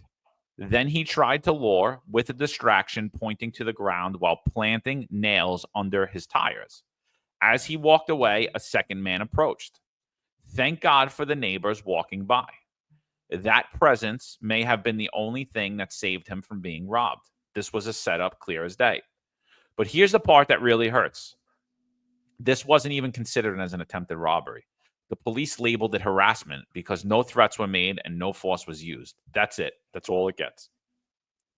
My own family is questioning me. You run a patrol. You have resources. Why didn't you do more? But I already know how this plays out. The cops don't want to arrest or even investigate because they know the DAs won't prosecute. Precincts are short. Officers are overworked. Morale is shot. Even when they want help, they can't. And the worst part, the city keeps pushing the narrative that the crime is down over and over. But now they've made sure No one can fact check that. Ever since they encrypted the police scanners, the public has been completely shut out. No way to verify what is really going on. No way to stay aware. No accountability. If you don't see it and you can't hear it, it didn't happen. That's how they protect their version of the truth. The city can continue to say crime is down, but I live here. I see what's happening. Cars are getting stolen. Homes are getting broken into. Businesses are getting robbed. It's getting worse. And we're all just supposed to live with it. This is not okay. This is not normal. And if this can happen to my brother, it can happen to anyone. So I'm going to bring up the first of the videos. And you see here, you're going to see one of the masked men walking by. He's clearly, he's just hanging out. He's hanging out, right? Like, what's that guy doing? What's he doing? Is he a lookout? Notice how he gets raised up when the bus comes. He's just hanging out. Here he is, dropping tacks around the car. Did you see that? He dropped the nails and all that. And now he's pointing to the ground after he did it. Look, and there's Danny's brother right there in the red jacket. He's pointing to the ground, right? He just dropped the tacks. Ready? I'm going to go back. Watch what happens. Watch his hand. Look, he throws, you see the tacks hit the ground? He throws the box of the tacks. He distracts him. Now he's saying, look, somebody put thumbtacks under your car. I want you to look up in the top right, too. There's a neighbor out there. There's cars passing by. That person's very observant. He shows him the tacks. He's weirded out by this, right? Look, and he's still trying to get him to point. Here comes the second individual. Look, and now he's trying to get him off. Here comes the second individual masked, walking. But the woman's there, and there's a car coming in the rain. So that's the first video. Here, let's go to the second. Here, let's go to a different version of this video now. Another angle. So here we go. Here's Danny's brother in the red. Here's the second guy following him, right?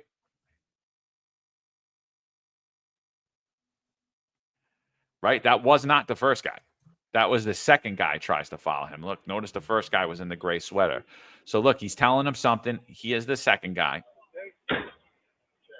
He closes. Now he tries to talk to him. That's when the third video comes. But there were too many cars and people on the street. So clear as day, this is an attempted robbery.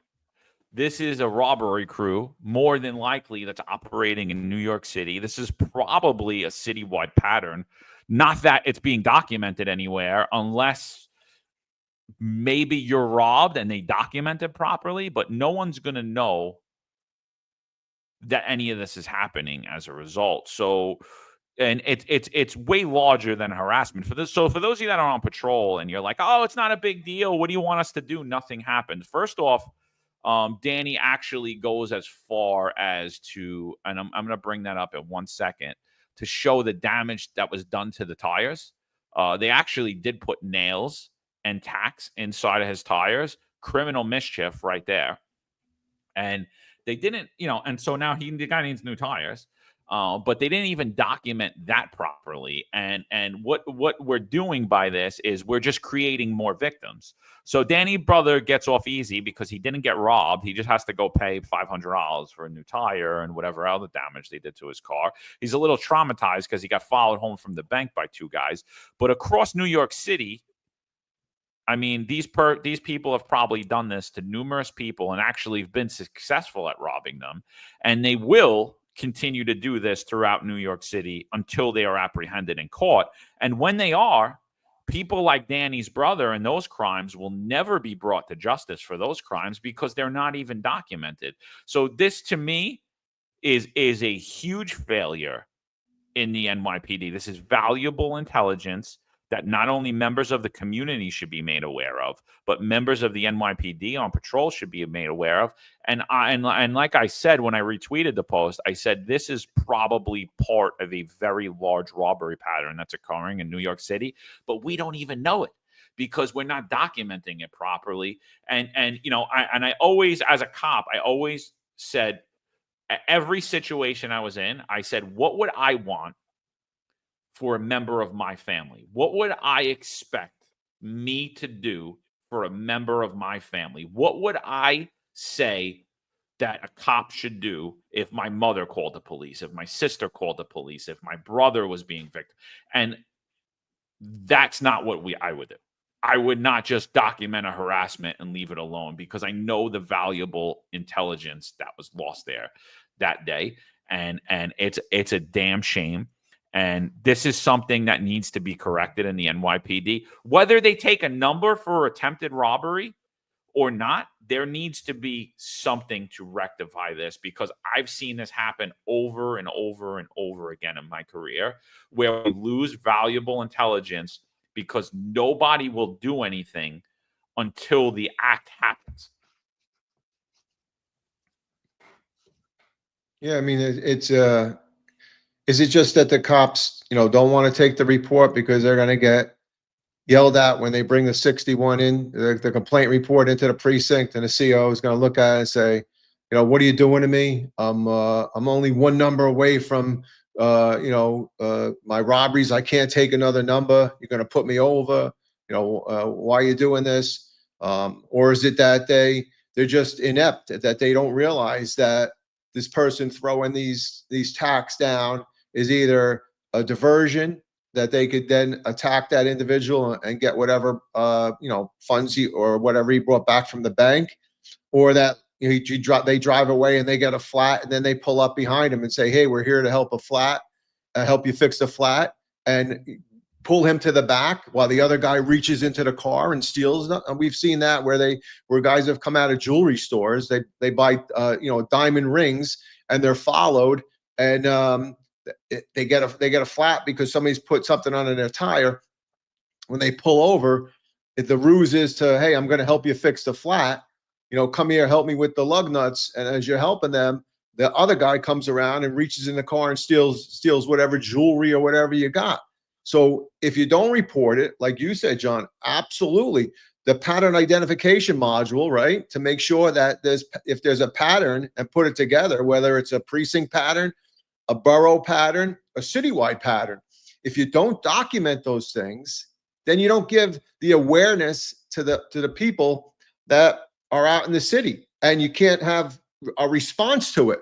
So if my mother-in-law lives in the Bronx, if she comes out and she sees tacks under her tire, hey, go back in the house and get somebody to come out with you and call the cops. But if they don't know about that pattern, and they don't know that something else is going to happen, they just think, "Oh, when did I pick up these tacks in the tire?"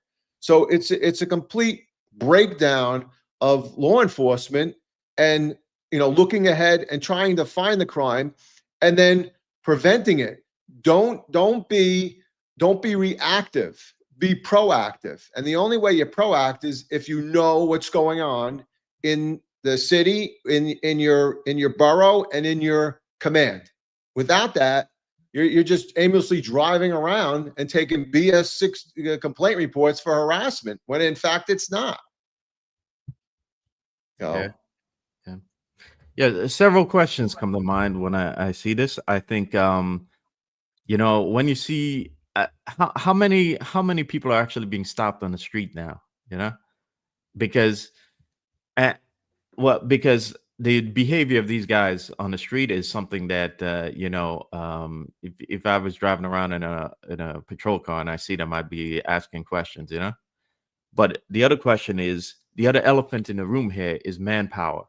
And we've talked about this before, about the department being undermanned right now. But something else that hurts it is as the summer comes and, we traditionally have the uptick in violence, the city is busy reallocating manpower and shifting them away from precincts. So I don't know which precinct this occurred in, and I tried to find out, but I don't. It's in Queens, and I believe it's in Ozone Park. I believe this occurs in Ozone Park in Queens. Yeah. So then my question is, how many cops has Ozone Park lost to the summer all out? And how much of a detriment is that to the precincts that some of these precincts that are losing manpower are precincts that are in relatively decent areas of the city, but it's a detriment to them if they're losing that manpower, and the city's already short of manpower, and that manpower is now being shifted to areas that are traditionally more higher in crime. You know, in a lot of ways, these neighborhoods will pay for being they're actually being penalized for being more secure and being having a higher quality of life in the city. So when I see this, and when I see the manipulation of crime stats and the splitting of hairs, because it's convenient to keeping the numbers down, I have to wonder how much of this is really because of the shortage of cops that we have, and the the lack of resources that these precincts are now facing. So those of you who are watching this, and you live in the city, you really need to go to your community council meetings, and participate. And that's something I've started to do recently. And this is how I kind of found out my precinct has lost a couple bodies for some all out as well. But if you're watching this and you're seeing what's happening now, you really got to go to your community council meeting and participate and try to be a part of what's going on, so that we prevent our neighborhoods from degrading further, as the city seems to be going rudderless right now.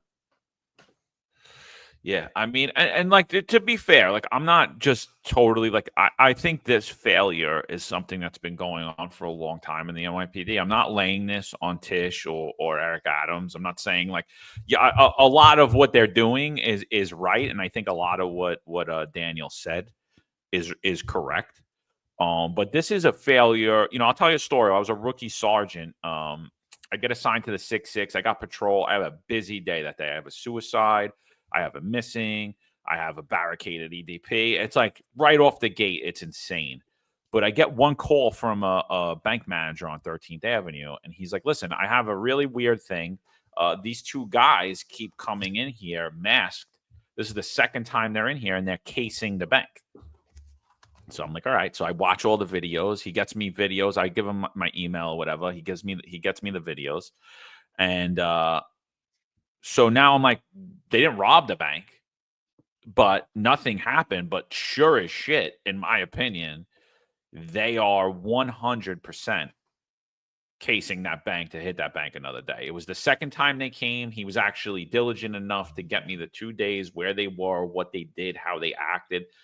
Very, very strange, right? And my thing is, there was no crime that had happened, but these are two individuals, these are two suspects that should be documented. This should be an investigate case. We actually even had a plate of one of the car. We had some visuals of them outside of the bank. And so I put a lot of work into it that day. And, I had called around. I called Major Case. They don't want anything to do with it. I was like, listen, I get they didn't rob the bank, but I'm telling you, this is shit. This is clear as day. They're casing this bank. And I'm like, I have all the evidence. I'm like, I'm not saying to go arrest these guys right now, but this is stuff that could help you guys when this bank gets hit, or another bank in Brooklyn gets hit, or another similar branch gets hit. This is information we should be documenting somewhere. And he's like, nah, nothing we could do. And I'm telling you, I called everybody. I called Operate. Nobody cared. And I eventually took some bogus 61 and had those videos vouchered. And I don't remember what my 61 was for. I can't remember what I did. It was 2012. It was investigate something I wrote on it. And it went absolutely nowhere. And it was closed to patrol. But I just had it so that we could go back if that bank in fact gets hit. At least I would remember it. You know what I mean? And I always thought that this was a huge failure. This is a little different now because there was damage done to the car. He leaves the bank. They try to interact with him. So you actually do have a crime there. You have him doing the criminal mischief. You could actually arrest him and bring him in and identify this individual, right? So you actually do. You see clear as day. He throws the tax on the floor. So this is a little different than even mine was just these guys look weird, but there should be a type of intelligence report that maybe it doesn't get classified as a major or anything that cops should get to go back on and to bring awareness to people like this. Because again, this is valuable intelligence. And how many times have these guys hit in New York City? I'm going to say a lot. And I'm going to say they're working right now as we speak. Yeah, I mean, years ago, I don't know if they'd still do it. If somebody made a complaint about a narcotics, sales of narcotics, we used to do a complaint report, investigate possible narcotic sale. At that time, I think it was Nitro, and I forget what that actually stood for, but you'd have to call Nitro and tell them, hey, there's possible narcotics activity at this particular location, and they would take it. I mean, I totally agree. There should be some way to document that as an intelligence gathering for those specific units, especially Major Case, who handles bank robberies. I mean, why would you not want to take that information? But just on the other note, just for the listeners, is make sure you have your situational awareness always, right? So here's the thing. We saw a police officer walking home late at night after, doing a tour. I think he was flown out doing a detail, came back walking and gets attacked. So we talked about it a little bit on the executive perspective about situational awareness. Also, if you're getting in a car, walk around your car, because there is a possibility that somebody puts something under there and you're going to be down the block and you're going to get a flat tire. It's the same when you're walking into any establishment, on duty and off duty. Look before you go in, right? How many times have you gone through, there could be even a robbery. You want to walk past that store first because you don't want to walk right in and be complacent, and then a guy pulls a gun or he shoots a victim that's in there. So, you use that situational awareness, and that goes for civilians, and that goes for law enforcement, right? Always look around and get the area, know what's going on. So anywhere you go, restaurants, stores, anywhere else. I still do it. Maybe I'm psychotic, but I still do it. And I still sit in the back of the restaurants, right? We sit all the way in the back, so our back's against the wall. It's just something that's inbred in me right now. But situational awareness is vitally important. So, and yeah, should there be a notification to certain units? Absolutely. And I don't know why you wouldn't accept it. That helps them in the long run. It'll make them look good, Yeah, those were great points, Chief. I think this one of the biggest. I think the successes of the Bratton's return in the mid-teens was that push to localize policing and to kind of. So the objective of what they were trying to do, according to them anyway, in the mid-teens, was that they wanted to like localize a lot of the quality of life, the way the department addressed quality of life on the local level, instead of what we seem to be going where we seem to be going now with the Q teams, where you get like one PP is deciding where to allocate quality of life enforcement. And I think this incident speaks to that, why we need more localization, because think of it, would these guys be doing that if there were foot posts walking around in a community?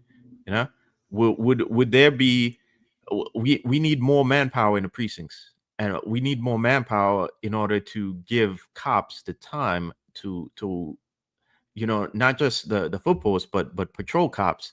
Give them the time to just drive around and scope out the area, and just to, instead of running from job to job to job, if we have more eyes on the street just to like observe the community and to see what's out of place, and to get out and stop and talk to people that look like they're out of place, or they might be scoping out the area, then you have less incidents like this, And I go back to the elephant in the room, is that the department is so understaffed right now, and that even as the numbers go back to mid-90s numbers, there's 1 million more people in New York City. We had 7 million and change people in around the early 90s, and now we have 8 million and change.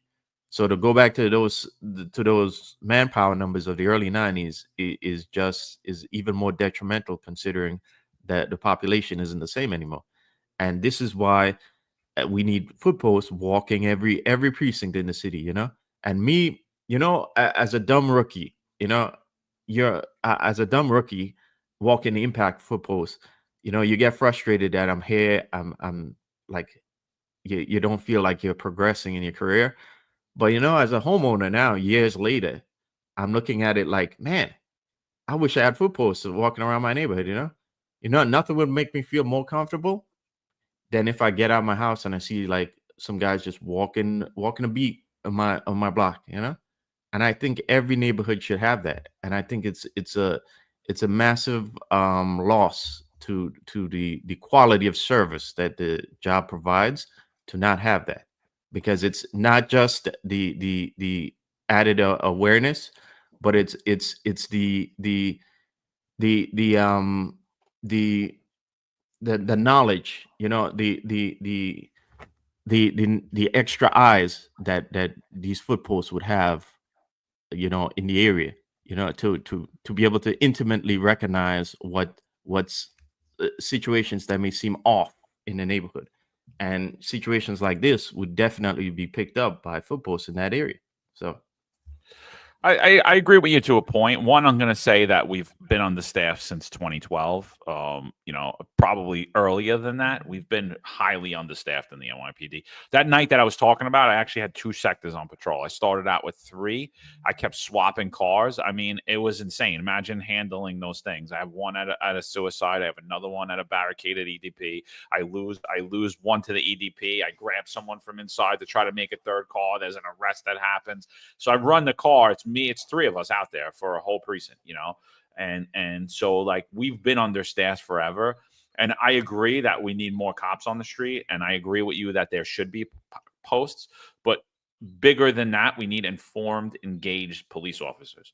We need police officers who are aware of what's going on. We need the department to engage and work cohesively as a whole, and we do not have that. It's like, and we haven't had it. You know, we haven't had it in a long time. You know, I remember same precinct. Now I'm the condition sergeant. I get a grand larceny. Women tells me, tells me, oh, this kid comes up to me and says, oh, I'm lost. Could I call my mother? Could I use your phone? Says it to an elderly woman. She hands him the phone. He takes off. He runs. Right. Grand larceny. Week and a half later, I hear a robbery come over. Lady says she walks into her building, awful, like it was like Ocean Parkway or somewhere. She walks into her building, and this young man walks up to her and says, could I call my mother? Could I use your phone? And so now they're in the building, and he takes the phone. He tries to run away. When he goes to get out, the door's locked. She goes to confront him. Boom, he hits her. Robbery, right? Grand larceny to robbery. I'm like, that was the kid from the week and a half prior, right? So I called the squad. I'm like, listen, I'm bringing this girl back. I wanted to do a photo, right? No, we're busy. I was like, I'm bringing her back. She's coming back. This is the same kid. I was like, she's able to identify. She's sharp. We're going to do it. I bring her back, and I go in to make sure that they're doing. So the detective's putting in photo manager. I'm not going to blow up who he is, but he put some bogus search in there. It comes back with like 50,000 people. So I'm like, no. I go into photo manager. I narrow down the search more. Within like 3 minutes, she's like, that's him right here. I'm like, are you 100% positive? She's like, that's him right there. Run him. He lives right over there. I'm like, I'm going to go collar him. I said, I'm calling. My guys are taking this.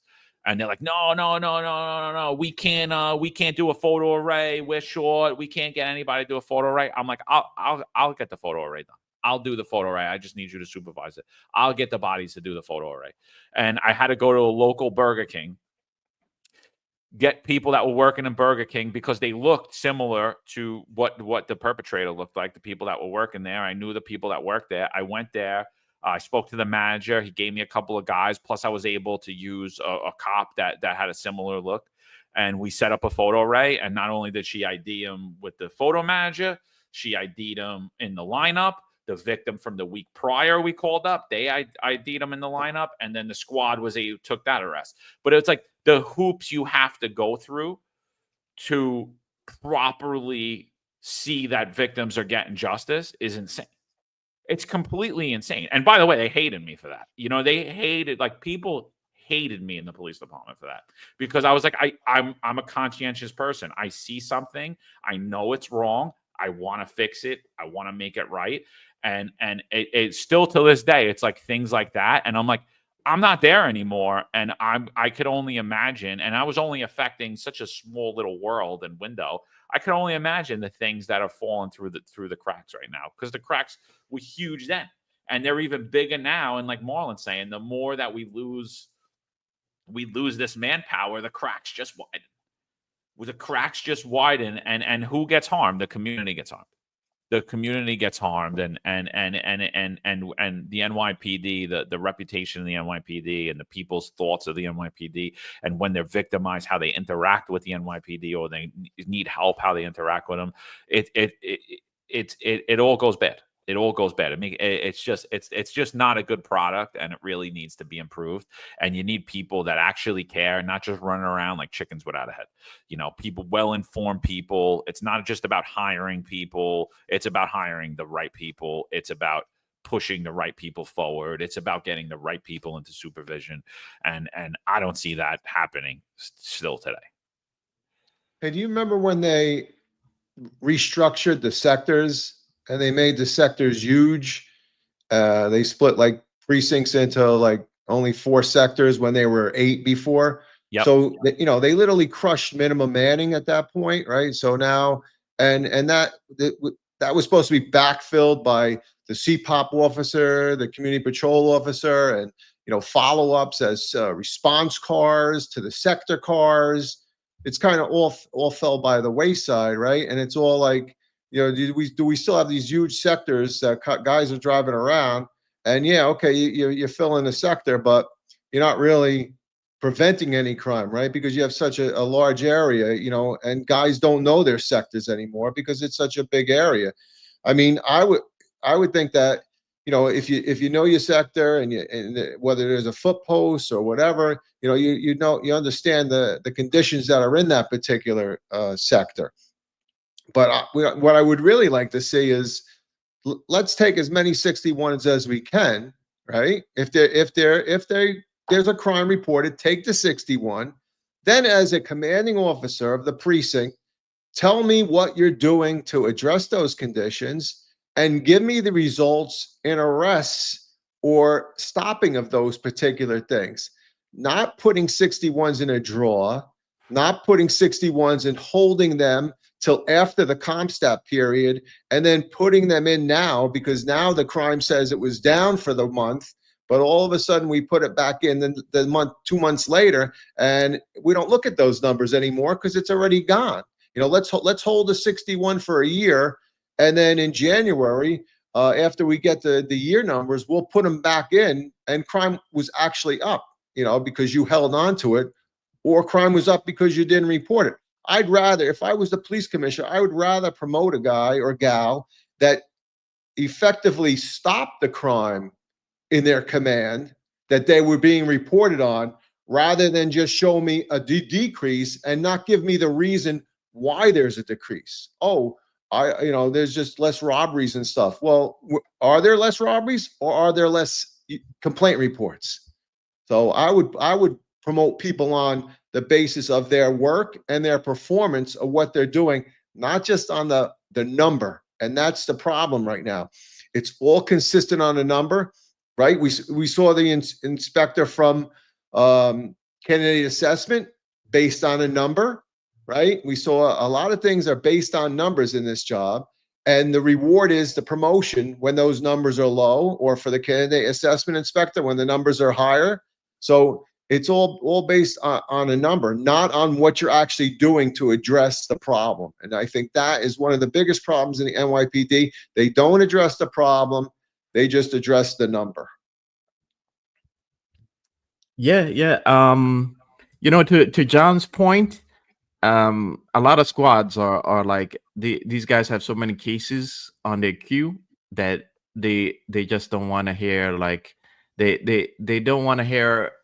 To them, it's like, I already got like 30 cases on my queue. I don't need this little, something that that's not really going to say affect the numbers per se, And I think that goes back to my thinking that cops cops need to have the time to be able to not just go from job to job or case to case without getting into the fine minutiae of things, and to get to fill in these things these cracks that will develop into fissures later on, because this pattern could be something that we don't know where this was going, whether this was going to go to like a GLA or if they were going to follow this guy home and home invasion.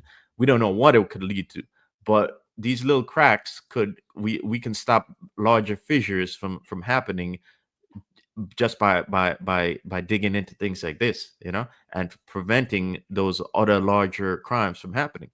And I think that speaks of the again, the elephant in the room.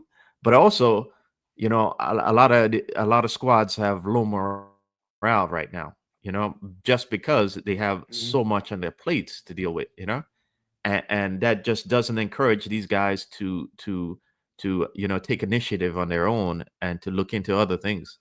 And that's a massive problem. And again, it hurts the quality of service that the NYPD itself provides. So just a little my thinking on those points. Yeah, no, but I just want to go back on what Chief Lukash said, because I think that's so important. Is like, you have to properly document crime to be able to fight. Like, you have to take in all those 61s, and no one has been willing to do that to this point. That's why when I got an offer and I contemplated putting my name in the hat to be on the ballot for mayor, that was one of my things. Is I want true crime reporting happening, and crime's going to rise immediately under me. It's going to rise significantly under me, but it's going to be the actual true crime numbers. We're going to know where we're at, and we're going to be able to fight it from there, and that's the thing that we're missing right now. That's the piece that we're missing, because things like there's large gaps in what's happening in New York City that you guys are unaware of, because you're misrepresenting crime numbers and you're not creating patterns out of it, and you're downgrading, and you're part of the problem. You are a large part of the problem. If the problems, is there a problem in the DA's office? Yes. Is there a problem with the judges in the criminal justice system? Yes. But you are also the problem. Your misreporting is a large portion, and it's no greater or less than all of the other problems. And so that's 100% a big thing. I just want to go back real quick. Last Friday we had Sal Greco on. We talked about tier 3 not getting the variable supplement. So I did some research after we had got a document, and I don't know that document was accurate. We still haven't got any confirmation from anyone in the unions that tier 3 actually does get that at 20 years, tier 3 will get the variable supplement. But I looked at the New York City Police Pension Fund, and if you read via the New York City Police Pension Fund, it actually, prior to this new bill coming in, and the last time that pension fund that document was updated was October of 24. If you read into it, it actually says that tier 3 can retire at 20 years, take an early retirement, but with 20 years of completed service, they're eligible to receive the variable. I wasn't aware of that ahead of time. So now I'm saying, all right, there was some stuff that was redone and reworked. Let's see if that's still true. So, may have been misinformation that we pointed out yesterday, may not, last Friday, may not have been. But like I said, as we get more information, we'll put that out. But again, this is something that this should be out already. You got this new bill. I read through the bill. The bill doesn't, it doesn't really read too great. And it doesn't label out all these different issues. And this is something that the union should have put out day one. This is something that the police pension fund should have already updated. So, any of the misinformation that we received is a result of their failure to communicate. And so, just to correct that, as of right now, it appears that possibly tier 3 if they retire at 20, get the variable. But again, I'm just saying that's based upon the document I read in October 24th. It appears that way. I'm not saying that that's a fact. Yeah, I know. I got a lot of pushback on Instagram also because I thought the same that you weren't eligible for that. But I don't know if that might have something to do with the variable bill that was signed that you can get it after 20. But here's the thing: the union should have put that out right away. It shouldn't even have been a question, right, for any of us. It should have been easily explained.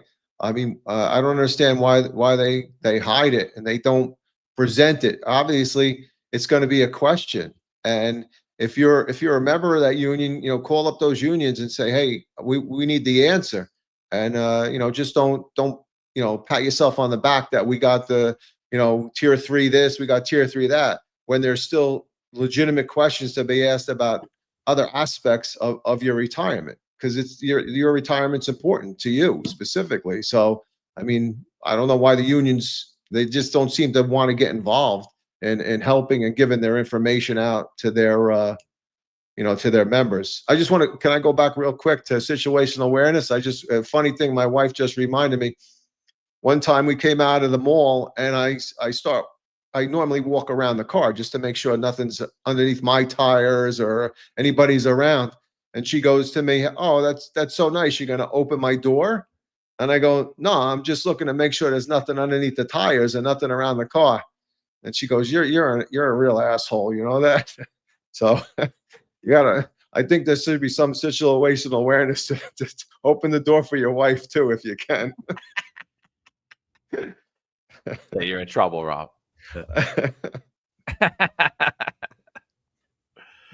all right, let's get on. You guys got a couple more minutes? I got a couple other things. Yeah. Hey, before we go on, John, Inspector Layson, also of the executive perspective, he mentions in the comments, he goes to Marlon's point, that was the basis for the NCO program. Thanks for reminding me. I had a brain fart there. I think my coffee's a little watered down today, so I was trying to think of the NCO program. Yeah, but the NCO program is exactly part of that localization strategy that I was talking about for the mid-teens. But also, before we go on, that I'm making a prediction here that at some point the department is actually going to want to document everything, including incidents that we just talked about, like that. And the reason why I'm saying that, I'm making that prediction, is because of AI, right? So I've said before that Tish, one of her jobs is to basically kind of micromanage the diminished manpower using AI and integrating that, putting the tendrils of that AI in all of the systems in the NYPD.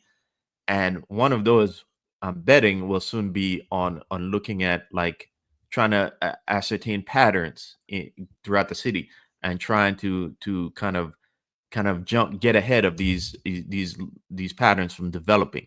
So I'm making a prediction that at some point they're going to want everything. But that brings up another problem. Well, it goes back to that same problem again, that even though you may have all this data, to act on the data, you're still going to need manpower. Again, the robots aren't going to be there. The AI could only work with the data that it has. It cannot get out the computer and walk a foot post or go and stop people. So we're still going to run into that same problem of manpower. And lastly, before I go, the situation with the pension, it speaks about how we need more transparency from these unions.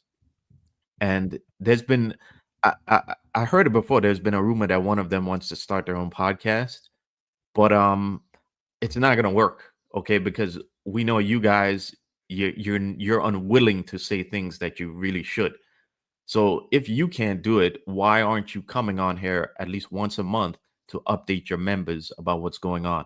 Okay, we all know there's a lot of cops who are watching us right now, so it behooves you to come on here and explain these things, because the information regarding what changes are made aren't really clear, and it's hard for a lot of cops who are on the job to even find that now, let alone us to fully talk about it here. So why don't you come on here and explain it to everybody so you can keep your membership in the know instead of having for all of us to kind of like piecemeal what exactly is going on. So. Yeah, no, it's a joke that it's a joke the way we've been treated by this department. It's absolutely disgusting, and and just for the you see like the mayor go on podcast, you see the chief of department go on podcast, you see Kaz go on news media and podcast. I mean, by the end, like right now, we have almost 13,000 people on here, right?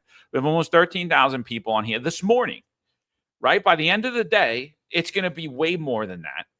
And then you just look, I'm just going to use our YouTube numbers. Forget about our numbers on X. Forget about our numbers on Rumble. Forget on Apple. Forget on Spotify, which are significant numbers. Just on YouTube alone, we near almost 1 million people watching us a month. Thousands and thousands and thousands of hours of watch time. And then when I look at the analytics and I'm like, oh, 78% of our returning viewers aren't subscribed to the show. Who do you think that is? It's the NYPD. You guys all watch it. Kaz watches it. Shell watches it. Tish watches it. Everybody's watching it. And to not come on here and just label us as misinformation. And it makes me laugh because I'm like, so you watch shows that where people lie? You watch misinformation? Like what kind of low what kind of low information person are you? Like I wouldn't be able to sit there and be like, I can't listen to this. You know what I mean? I have to weigh in. Like, especially we're not rude, we're not arrogant. We give everybody the floor. And the harm that's been done to this show and the disservice that's been done to the rank and file as a result of what they've done to us have caused more harm to the rank and file than need be because of the lack of transparency. So I just want to bring that out is like, I'm like, it's disgusting what happened to us, what continues to happen to us. And honestly, like it is a business and everybody always asks me, oh, it tells me you should sue. Listen, I'm not a litigious person. Either is Eric, neither is anybody else on here. It's am I suing the NYPD over denial of my religious exemption that forced me to leave a career I love and forced me out of my home and forced me to make decisions that I did not want to make because of my faith? Am I? Yeah, absolutely I am. And that was my last option. I fought every other way I could. I filed complaints with New York State Division of Human Rights. They harmed me further. I filed complaints with the federal EEOC and they didn't do anything about it. But we're not litigious people. We're not sitting here trying to get a payday from New York City. But like, do they deserve to be sued? Absolutely. Absolutely they did.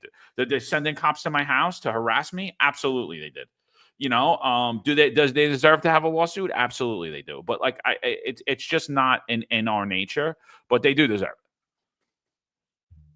Yeah, no, I think the information that's brought on from the podcast is very relevant, and it's good for the rank and file to hear it, because if the job's not giving them the information and they're not hearing it from anybody else, it's equally important that this podcast gives them that information, gives them the platform to discuss things in the chat, whether or not they want to use their real name or not. And I can understand why you wouldn't with this department. They're very vindictive, but it's important to ask questions, express yourselves, and get reliable information that the podcast provides. I mean, where else are you going to hear it?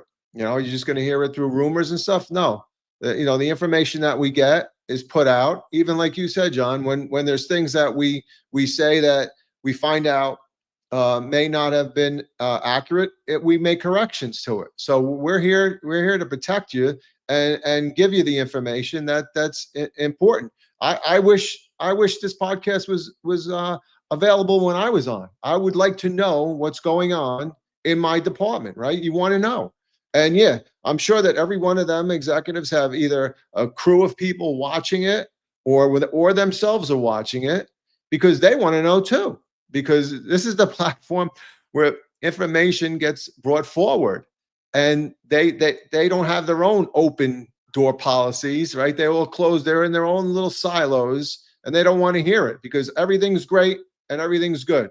Well, I mean, this is the rank and file, talking to you direct to everybody in the department, and that's the information you need to hear. Yeah, they need to use this as a resource, and get out a lot of this information because let's face it, how many guys attend a union meeting? I to my detriment, only started going in the final days that I was there, and it's something that I thought during those final days, man, I should have been coming to these meetings a long time ago. Me too, Marlon. Same thing. But in the absence of doing that, how else are guys going to get a lot of this information? Because the entire job itself, we've talked about numerous times, is not transparent right now, and that is also reflected in the relationship between the unions and the membership. So you guys should use this as a resource to come up here and just give us a rundown. What's going on? What's happening? What are you working on right now? And instead of keeping your own paying membership in the dark. Okay. So I got two things, and then we'll get out of here. I know we're going a little long. Sorry, we went on a long-winded rant about it. Sorry, I don't know what sparked that for me. I think it was Marlon. I'm blaming Marlon. But all right, so we got an anonymous email last night. I just want to get you guys' thoughts on it. I didn't really get time to think about it. I was like, what happened with unfortunate news with Police Commissioner Kerik really got me. But so hey guys, I'm curious if you heard about the recent trend of CCRB substantiating charges for bias-based policing against the hardest working cops in the city. Here are the facts as I know them. So, right, what we've been saying, the theme of the show is that we need honest, engaged police officers. I had my issues with the citywide response team. I had issues with the captain, who's now getting promoted today to deputy inspector, bringing his whole team on in completely like a child. But I will say the CRT team is out there doing the work that used to be done by the entire department, and there are teams like that. So that's who he's talking about when he's saying the hardest working. He's not just talking about the CRT, but he's talking about units like them. They're actively engaged in proactive police work. CCRB has substantiated at approximately 70 police officers in the city with bias-based policing allegations. The department advocate has served charges to these officers 100% of the time, to my knowledge. The charges are for termination. The CCRB targets cops and supervisors from proactive units such as PST, NST, and CRT. That is the public safety team, the neighborhood safety team, and the critical response team. The basis of these allegations are insane. The NYPD hands over data of every level 1 and level 2 report, every stop report, every vehicle report, every summons, every arrest, etc. And the CCR pulls the data on the race of the people you document on these reports. If the majority of these people are against Black or Hispanic, they weaponize the data against you as a basis for their substantiation. So before I go any further about it, I have not heard about this. The only thing I've heard about is that, and I pushed back on it, and I said how my concerns were that it was going to be completely racialized and race-based towards male white cops, was that they were going to create a unit, the CCRB, and they actually were funding it to basically to look at it. I forget what they called it. It wasn't bias-based policing. They called it discriminatory policing, like this unit that's going to look at, I can't think of it off the top of my head, but it was a unit that was going to look to see if the NYPD was basically racist, and I was like, well, wait a minute, where do black and Hispanic cops fall into this? If the majority of people they stop that are Black and brown, is that racist, or is it just white cops? And I asked that at a CCRB hearing, and they fumbled with that question, and they said, and the executive director Dar said to me, well, if we get any allegations of discriminatory behavior against white people too, we'll look at that as well, and we're going to look at the entire department. But they fumbled with that question. They were actually whispering at the whole thing. So I haven't heard any of this, but I will tell you, I haven't been attending these CCRB meetings. I'm going to make it my business to attend them in the future, and I'm gonna ask them. Hopefully, you guys can join as well. Rob, Marlon, we'll get Eric, Ron. I think it's important. I'm gonna get the name of that unit in 1 second. But have either of you guys heard anything about this? I haven't heard anything. I do remember them like wanting particularly the race of everything. I think that now they're just kind of try to weaponize it. I mean, listen, I was a cop in the 4-1. That's a predominantly, it's in the South Bronx. It's predominantly Hispanic and a little bit of black. So who am I stopping? I mean, if I'm going to be stopping anybody in that particular command, it's going to be of that particular race. Yes, on occasion I would stop a male white or a female white. And what were they doing? They usually down from the 4-5 buying drugs. So but if you start, they require documentation, and then they use the documentation against you. How is that fair? What is that? That literally tells you, hey, if I was doing racist things and targeting a particular race, I don't think I would be documenting it then, right? Why would I be documenting it? If I'm doing my job and you require me to document it, then you don't start to use those numbers and use that information against me when in fact I am reporting it like you are requiring me to report it. So I could see this being done, but I don't have any specifics about that unit myself either, John. Yeah, this is the first time I've heard about this as well. But if you recall, when the when you and Eric, when John and Eric talked about the level 1 encounters and how the department was now forcing those to be documented, those are basically like you just say hello to somebody on the street. They want you to document everything. I don't know. I believe there were some modifications made to that, but I haven't looked into that in a while, and now I'm gonna have to go back and check up on the status of it. But in that same discussion, John and Eric talked about how this was going to be used against the department and how it was going to be racialized, and the fact that CCRB is doing this, to me, I keep thinking about that discussion. They asked for this info, and now they racialize it and use it against the department. But in a lot of ways, I blame the department for this, for not standing up to this. It's like, how many times? I mean, we could. Sorry. Before I forget, racial profiling unit. That was the unit. They put that into the thing. Sorry. Let's keep going. No. Like I said, I blame the department for this. How many times have we see the department getting crucified at city council and being basically called racist by these idiot councilmen? And we see them just sitting there and taking it instead of standing up, instead of bringing facts to it. Is it so hard? Let's.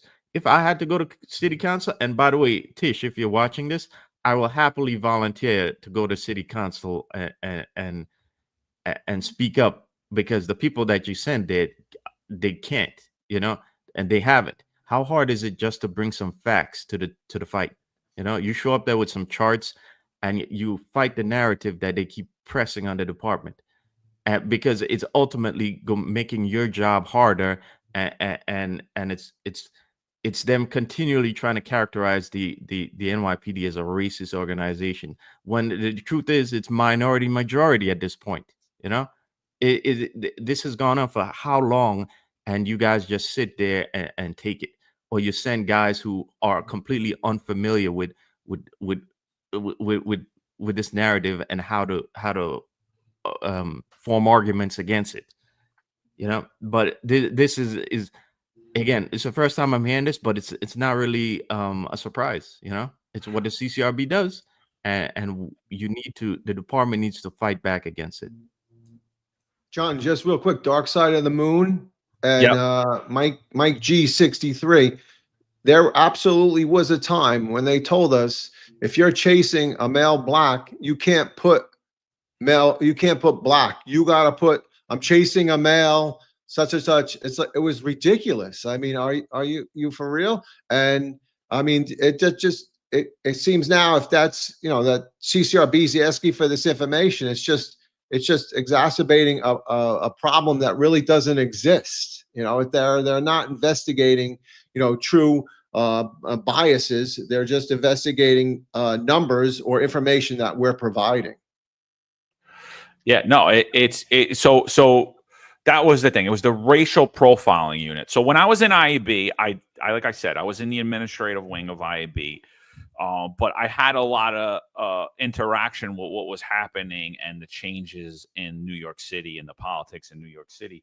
So when I was there, IAB had just developed this system. It was called ISIS at the time. Now it's called like ICT. Weird that you would call it ISIS, but that's what it was called. And basically what it was is it was IAB's version of what I'm drawing a blank right now.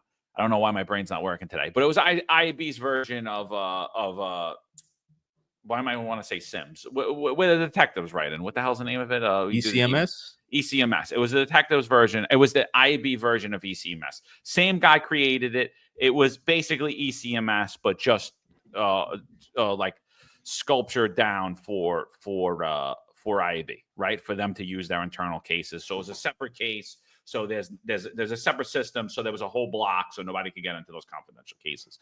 So while I was there, one of the things that came up is like one of the chiefs that was there. He's like, "Hey, listen, we need to add an allegation in there called profile." And I'm like, "Time out." I'm like, "We're putting an allegation called profiling in there?" He said, "Yeah." I said, "Okay, I'm going to give you a profiling allegation." I was smoking marijuana, and the cop pulled me over. But he didn't pull me over because I was smoking marijuana. He pulled me over because I was Italian. Profile. He's like, "Yeah." I was like, he pulled me over because I was married. Profile. He pulled me over because I have Jersey plates. Profile. He pulled me over because anything. Profile. I'm like, "That's what you want?" He's like, "Yeah." I was like, "Okay." Now we get all of these cases. Right? Because now you have a profiling charge. It's a very serious charge. You're basically saying that this person is doing bias-based policing. Right? So now you get this allegation, and now it's there. And now we document everything because everything stays on your record. That allegation stays with you for the rest of your life. Actually, it goes past it. It goes to eternity with you. It goes for the rest of it. It goes for eternity. It's going to stay longer than the police department will be in existence. That thing's going to stay in for eternity. So now we have this case. And it's completely unprovable because first of all, it's based on a feeling. Even when the person gives you the evidence backing up the reason why they were pulled over, like the example I gave you, where I was smoking weed and driving, but that's not why he pulled me over. That doesn't get put in, right? That doesn't eliminate that charge. So now you have all these cases. I said in 3 years, you're going to have thousands and thousands and thousands and thousands of profiling cases. And guess what's going to happen? Guess what's going to happen? They're going to say that the NYPD cannot properly investigate these profiling cases and that we're covering up racism. And they're going to have a very strong case as to break that. And now we've just labeled all of our department as racist. He looked at me with anger and said, "I don't care. Create the allegation of profiling." And so then CCRB, guess what? Years later, now I'm thrown off the job because God, we don't want any male white Christians on the job, and God forbid they work out. God forbid, you don't want anyone that's not going to get robbed walking home from work, working for you. You don't want anybody like that. You don't want anyone that's just going to lay there. "No, don't take my gun." Like, sorry, but it has to be said, and it's like, we reward people for getting their ass kicked. Now we reward people for being terrible at what they should be good at. They're heroes. So now, fast forward, I'm out of my job and I'm watching city council hearing because I'm still kind of attached to the job. And what do I hear? I hear exactly what I said. The NYPD has never substantiated a complaint against someone for profiling. Shocker. I was just a dumb sergeant who doesn't know anything with an associate's degree. And I was able to see that years prior. You know what I mean? And I literally expressed that to the upper echelon of the internal affairs. I'm like, this is wrong. This is going to target the police department. Nobody listened to me. I was basically done. F you, do what I told you to do, you know? And so I did it. I put the allegation in. We created the allegation. And so now CCRB says, well, you know, all of these cases were never proven. So we need the authority to investigate these cases. So myself and Eric attended a couple of CCRB hearings, and I've asked them several times, what are the factors that you're going to use to substantiate a case of racial profiling against an officer? How do you substantiate a person's feeling? And so I think what we're hearing now is, and I said, and then I just want to play this clip before you guys go. This was from a while ago. I haven't heard this clip, and I put this out in March of 24. So I haven't heard this clip in a while, but this was then Chair of Arva Rice and still the Executive Director of the CCRB, Jonathan Darshan, who was there when I was there. When I was in IB, when I was the CCRB liaison and every other title that I had. But I've asked them, how are you going to substantiate these cases? How is this possible? And listen to what happens in the onset of them beginning to investigate these allegations. That gave the CCRB jurisdiction to investigate untruthful statements. In 2021, this council passed a bill that shifted the responsibility of investigating racial profiling and bias-based policing from the police department to the CCRB. In the 8 years leading up to this bill, NYPD investigated 3,480 cases of bias and only found 4 officers guilty, highlighting the necessity of having an outside body investigate these allegations. First off, before we go any further, I just want to say, I don't even know how they found 4 people guilty, other than if somebody said, yes, I'm a racist, and I stopped that person because they're black. I don't even, so if you're one of those 4, I would be contacting a lawyer. In 2020, the City Council even passed a resolution calling on Albany to give us final disciplinary authority in the complaints that are substantiated by the board. The CCRB also voted internally to change the rules that define our jurisdiction. In 2021, we voted to begin investigating untruthful statements made to other entities and sexual misconduct as abuses of authority. In 2022, we voted to implement the charter changes regarding profile. All right, so you hear what she's saying, though. So that's the onset of that. Chief, what are you thinking about all this stuff I was just saying? I mean, it's crazy. They're creating a problem that didn't exist. And that's what IAB did at the time, right? So if IAB puts this out there and can't correct it or can't investigate it, then they put in an item that can be then used against them later on. It's lunacy, because they literally gave power to CCRB then to substantiate these cases. And I truthfully agree with you. I would like to know how those 4 cases were substantiated. And now moving forward, you know, they sent it directly over to trial room, right, and give them charges. And how are they substantiating those cases? And again, this goes on.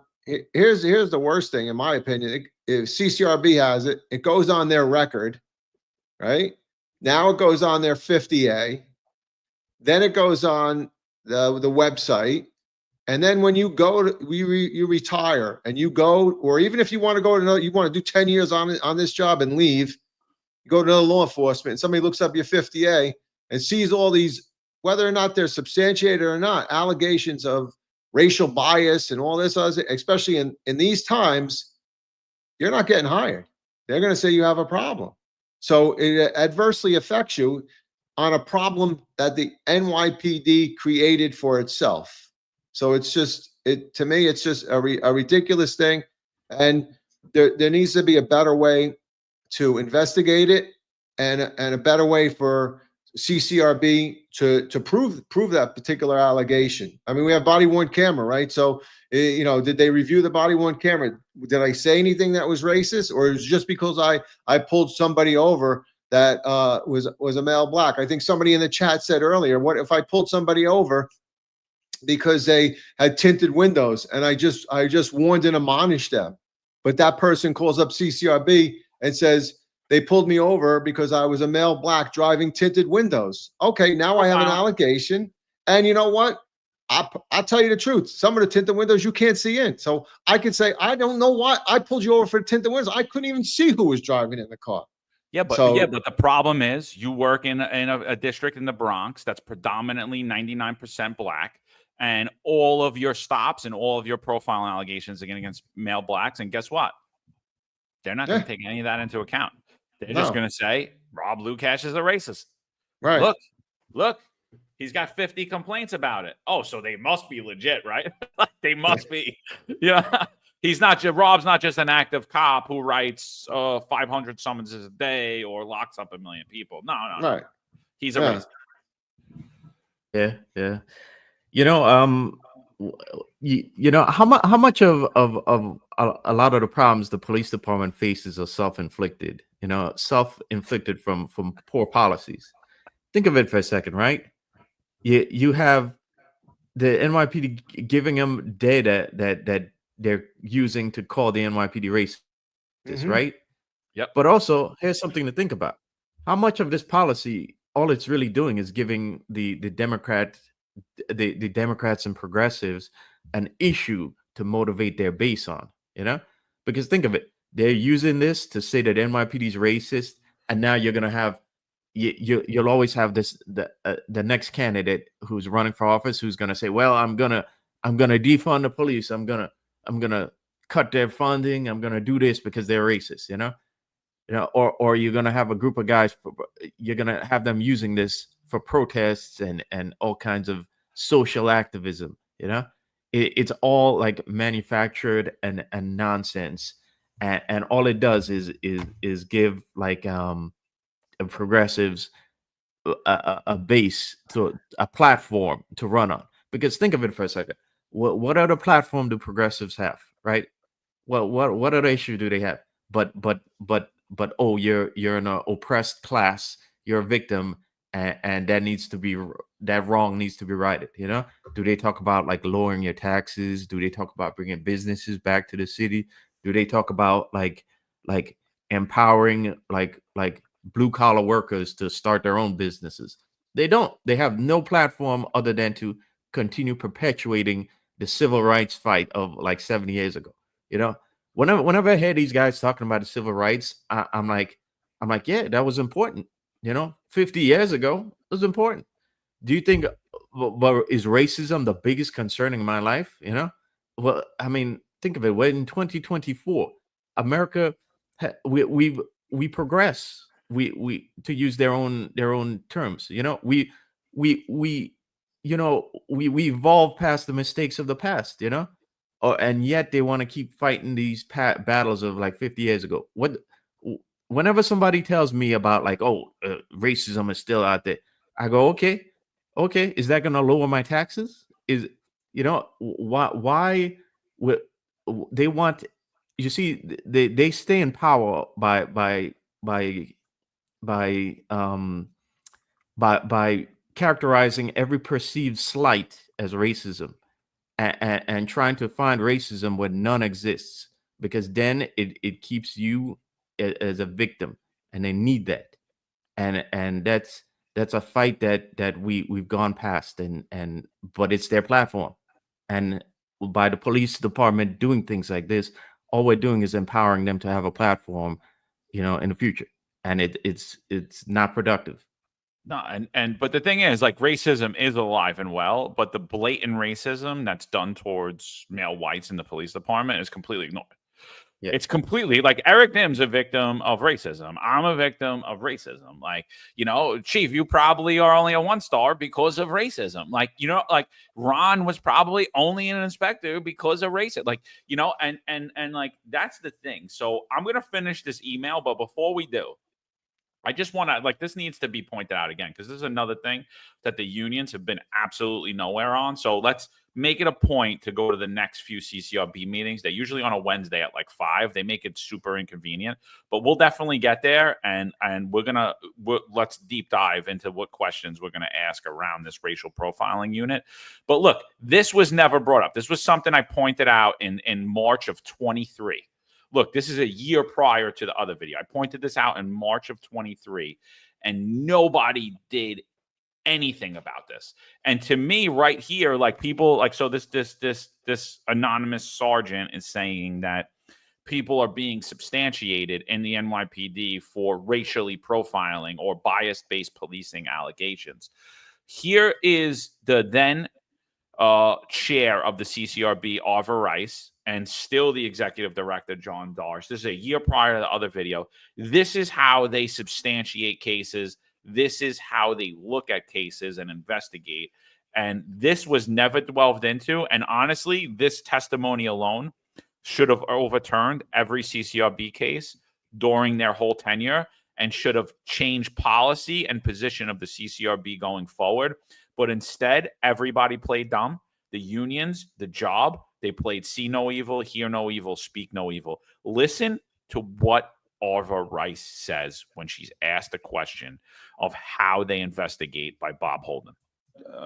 We had some hearings in the last council after the riots. And I just remember when the police did testify, I asked Commissioner Shea at the time, how many police officers were hurt during the riot? He said nearly 400. Also, we had 350 police cars that were damaged. 15 were set afire, and about $1.1 million damage. Do you take into consideration, and I've been in a riot before, so I understand what it's like, where people are coming at you from different directions and things are being thrown, and it's just mayhem. And how people react is very different when it's like a free-for-all, essentially. So with 2,000 arrests, in some of those riots and some of the video that I've seen, and you have access to video, do you kind of judge where the situation is out of control and human beings act differently on both sides? That there are situations where self-preservation kicks in. Do you take that into consideration in your agency? So what he asks are, to sum and substance, he says, do you take the totality of the circumstances of the situation into account when judging on these actions, right? Like, it's horrible to say, oh, Eric Dim punched this guy in his face. But do you say, well, the guy punched Eric Dim in his face 3 times first? That's basically what he asked. Do you take the totality of the circumstances into account when deciding on these cases? Here's what Arva Rice says.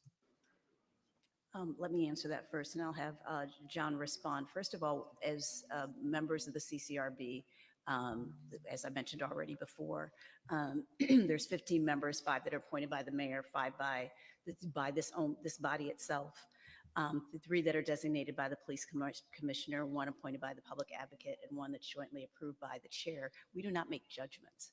We have a team of investigators who are trained, who look at body-worn camera footage, who do interviews, who do very extensive work, and it's presented to us. And based on the police patrol guide, there's a recommendation that's made to us about whether the case is substantiated, and then we vote as a panel on that. It is something that is presented and vetted to us. It is not based on our personal opinions, and so that's not what we bring into this case. So we look at it as based on how police officers are interacting with the community, and if there is abuse, if there is excessive use of force, if there's offensive language, or there's other issues that are at play. That is what we're making our recommendation on. So it's not based on a given situation, but by the evidence that's presented. So it's not based on if I'm getting bricks thrown at me or firebombs thrown at me, and there's no situation where self-preservation kicks in. It's just sort of, don't curse at me, or don't speak to me disrespectfully. And I'm trying to get the situation that you have to take in everything that's going on, not just an isolated incident. So, like, what was the situation at the time? Were the police under attack? Were cars being burned? Was property being damaged? This all has to be taken into consideration. That's all I'm saying. So, and I do wanted to restate, it's the Civilian Complaint Review Board. So what we are looking at is when a civilian interacts with the police department and they feel as if their rights were. It is about our work is about the civilian. I just So right there, she tells you, no. We look at the charges and only the charges. We don't take into account the totality of the situation. And she literally tells you they reverse engineer every investigation. And honestly, at that point, like, funding to the CCRB should have stopped immediately, because it's like, wait a minute. So you all only trying to prove what the complainant's saying? You're not trying to find out the facts of the case or find out what the truth is. You're trying to prove that the civilian that complained allegations are in fact substantiated. She said it right there. She said it right there. They're reverse engineering these investigations. Our work is about the civilian. It's not about the truth. It's not about the totality of the circumstances. This allegation was lodged against you, and my job is to find you guilty of it. That's what she said. It's insane. I remember I had a first of all, the investigators in CCRB are young, inexperienced. Okay, they just out of college. I'm sure they've lived a pretty good life. They've never been in the middle of any of these demonstrations or riots. Okay, I had a CCRB where there was a EDP called in on a house, and we ended up taking the door.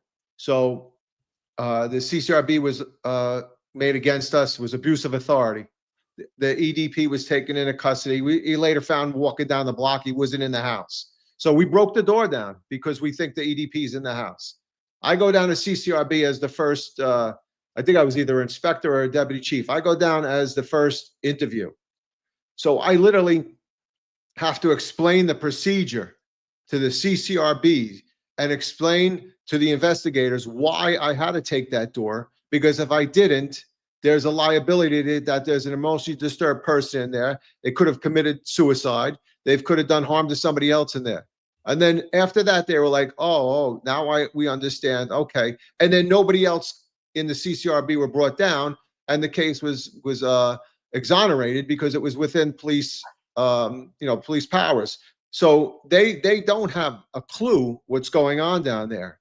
And I can tell you firsthand, when I saw Eric Dim, not knowing it was Eric Dim for the first time, on top of a car in the middle of a riot in Mott Haven, after being told to take police action, where there were individuals getting bricks and throwing bricks.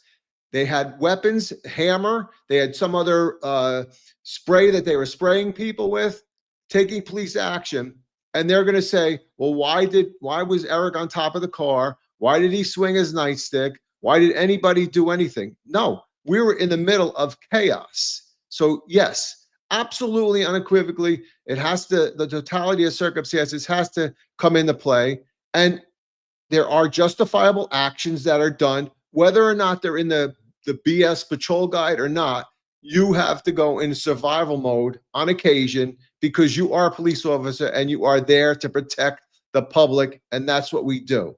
So she should have definitely been thrown off, and they should have defunded them, because if they're not looking at everything and not respecting what the police officers do and respecting what the citizens need, then they're not useful. Are they just there to get a number and say that we terminated this many people or we put charges against that many people? It's just wrong, and that's not, and that kills morale too. That has a degrading effect on everybody in the department, and every citizen that sees that and hears that, they should be upset, because they're minimizing what the police officers can do and what they'll really do when the crap hits the fan and they have to do it. Yeah, I see your comment in there, Juju, about the CCRB has a vital role. Sure, but CCRB should also be conducting fair investigations, you know? And the fact that again CCRB is staffed with a lot of like kids who just got out of college with no life experience and who comes who a lot of them don't even didn't even grow up in the city, you know? So you have and here you have them explicitly telling you that you know that they're looking for racism. You know, they're looking to find they're looking for something. You know, and you're never gonna get a fair investigation there. You know, so I definitely agree that at that point they should have been, you know, there should have been cuts to them right there. But the problem is that like I've said it online before, the left weaponizes racism and they use it to push their policies. And if you don't support it, what do? They'll call you racist too. So you have a lot of politicians, you have a lot of city administrators who are just afraid to confront them and to call them out on this nonsense. But it's something that has long been a problem. And like I said, by the administration going along with it, we're just all we're doing is giving the progressives a base to we're giving them a way to motivate their base and to keep perpetuate this fraud that's still going, you know. While meanwhile, like John says, where they are racist to you know to white males and to they're also racist to Asians too, you know. But you know they don't want to talk about those aspects. Hey, John, statistically speaking, I'm looking at it now. 8.8 million people in the city, whites or non-Hispanics take up 31%. Black and brown people take up almost 49%. So the likelihood of me stopping a black or brown is almost 2 to 3 percentage, to 66%. So how does they say that I'm racist? Because if I'm in a city that has a higher percentage of the demographics, that there should be a higher amount, especially in the precincts that I work. What do you want to do? Do you want to take every white cop and put them in the 4-5, put them in the 5-0, and separate the department?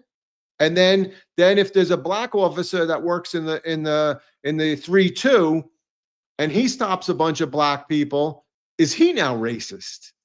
Because all he's doing is stopping black people.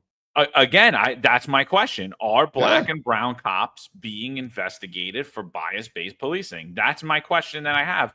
And then if so, like you're saying, you're giving citywide demographics, but I'm saying screw those citywide demographics. I want to know where that cop works and the demographics of that neighborhood. And then when it's disproportionate, then when it's disproportionate, oh, well, the makeup of that neighborhood is black and brown. What factors are you taking into account when the percentage of the males that are being stopped are black and brown, but it's the exact generic makeup of the community? So let's go back. Let's go back on police officer John McCarry. I'm in the 1-2-3. I'm stopping all Italian males in Staten Island. Am I racist? Because based upon your factors, you would say that I'm conducting bias-based policing.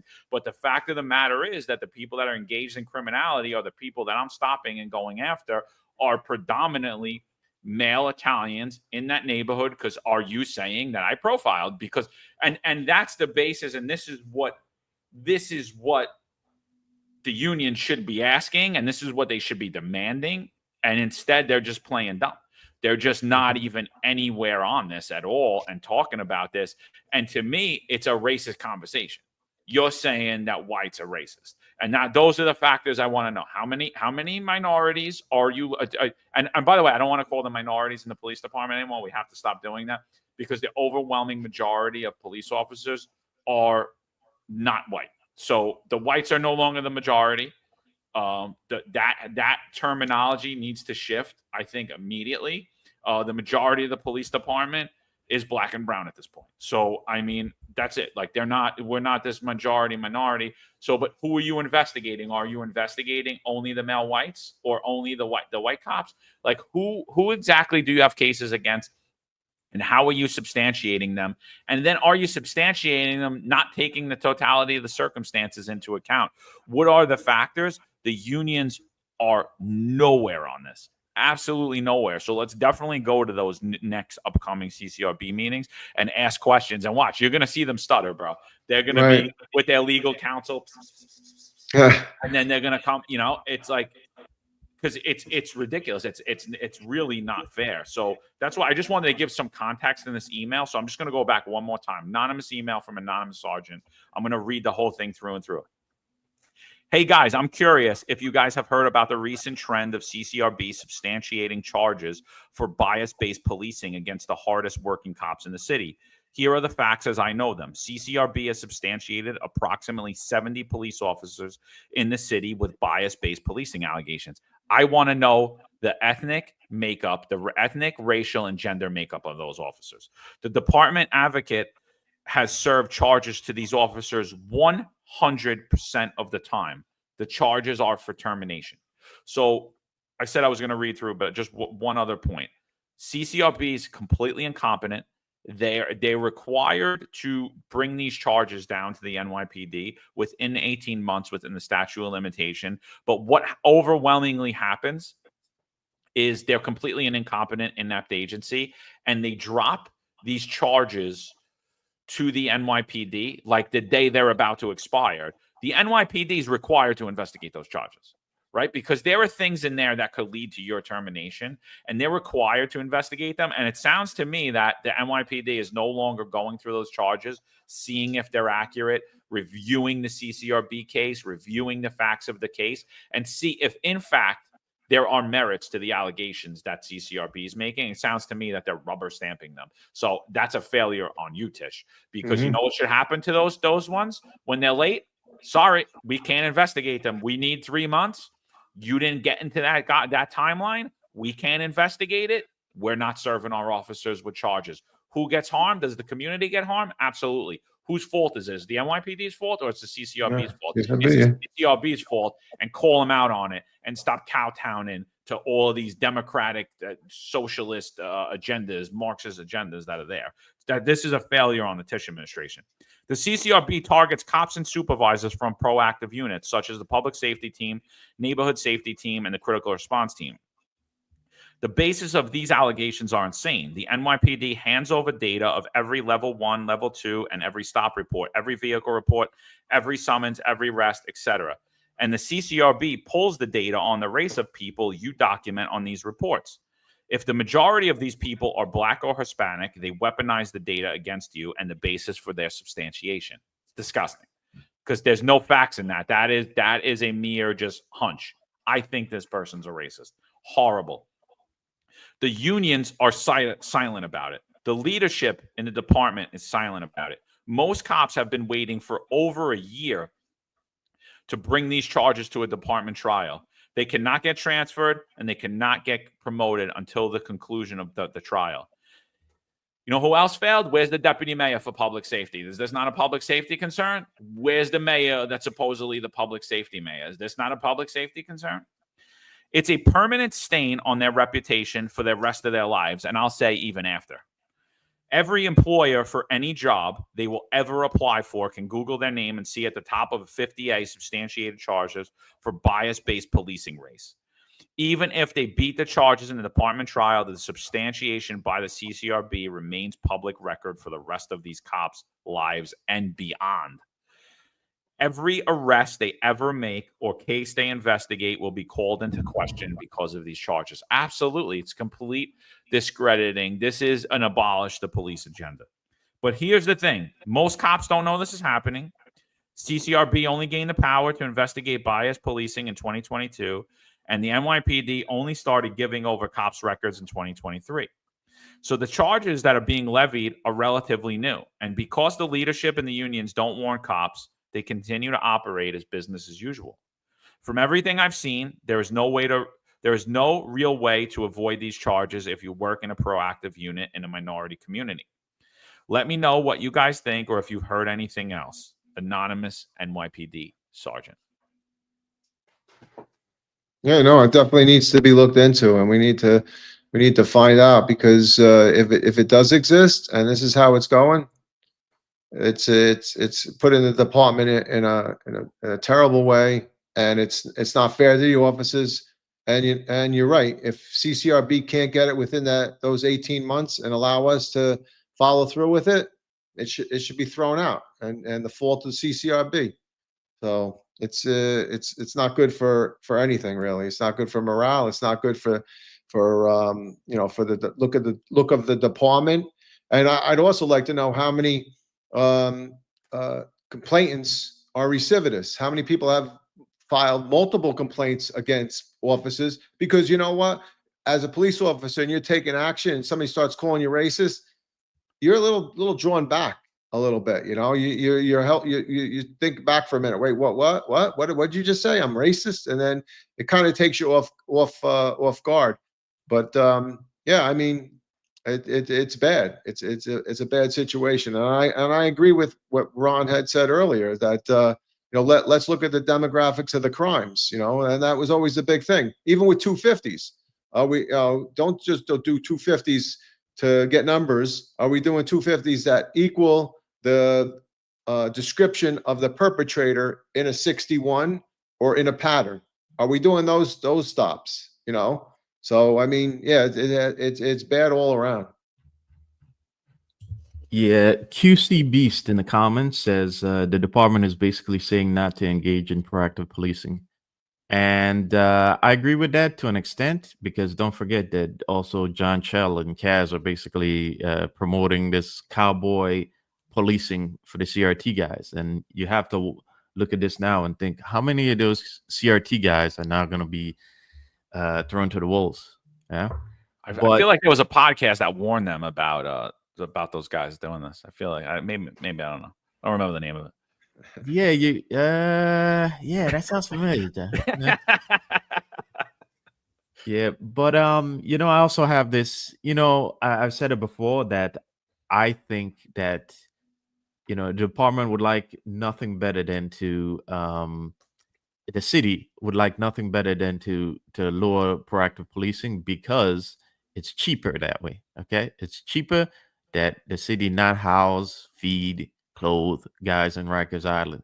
Okay, and remember, again, Rikers Island is worth $12 billion. That island, what would be nice over there? A casino. Oh yeah, yeah. Some And condos. $1 million condos. Yeah. Yeah. You know who's frothing over that right now? Well, everybody who's fundraising for behind the scenes for Eric Adams right now.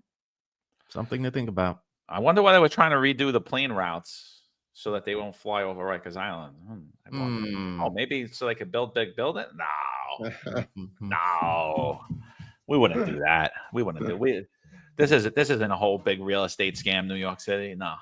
So, all right, listen, it's 3 hours. I don't want to keep you guys any longer, but we have to break this news before we get out of here. I'm so sorry. It won't be that long, Juju. I want you to pay special attention to this right now. So please start recording this. And so you could show to your friends. So before we do this, I just want to ask you guys, is it illegal to promote someone based upon their race, as we know in equal opportunity law? And if there's proof that we could see that there are promotions in the NYPD being given out based upon a person's race, should the DOJ come and investigate that?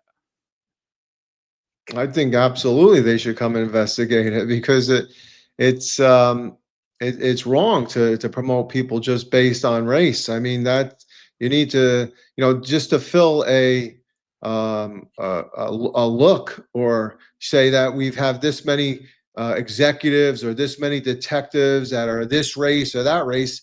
That doesn't fill the job.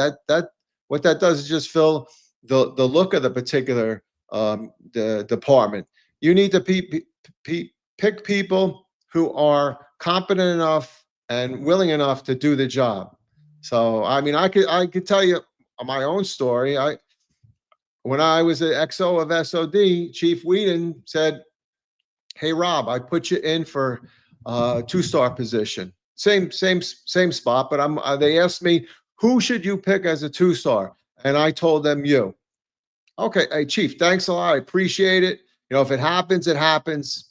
I'm good.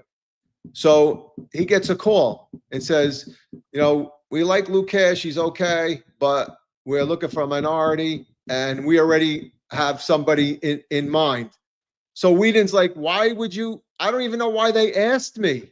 Because now if they didn't ask him and they just promoted that other person, that Whedon wouldn't have came to me and I wouldn't have say, well, I'm not being picked because I'm not a black or a Hispanic.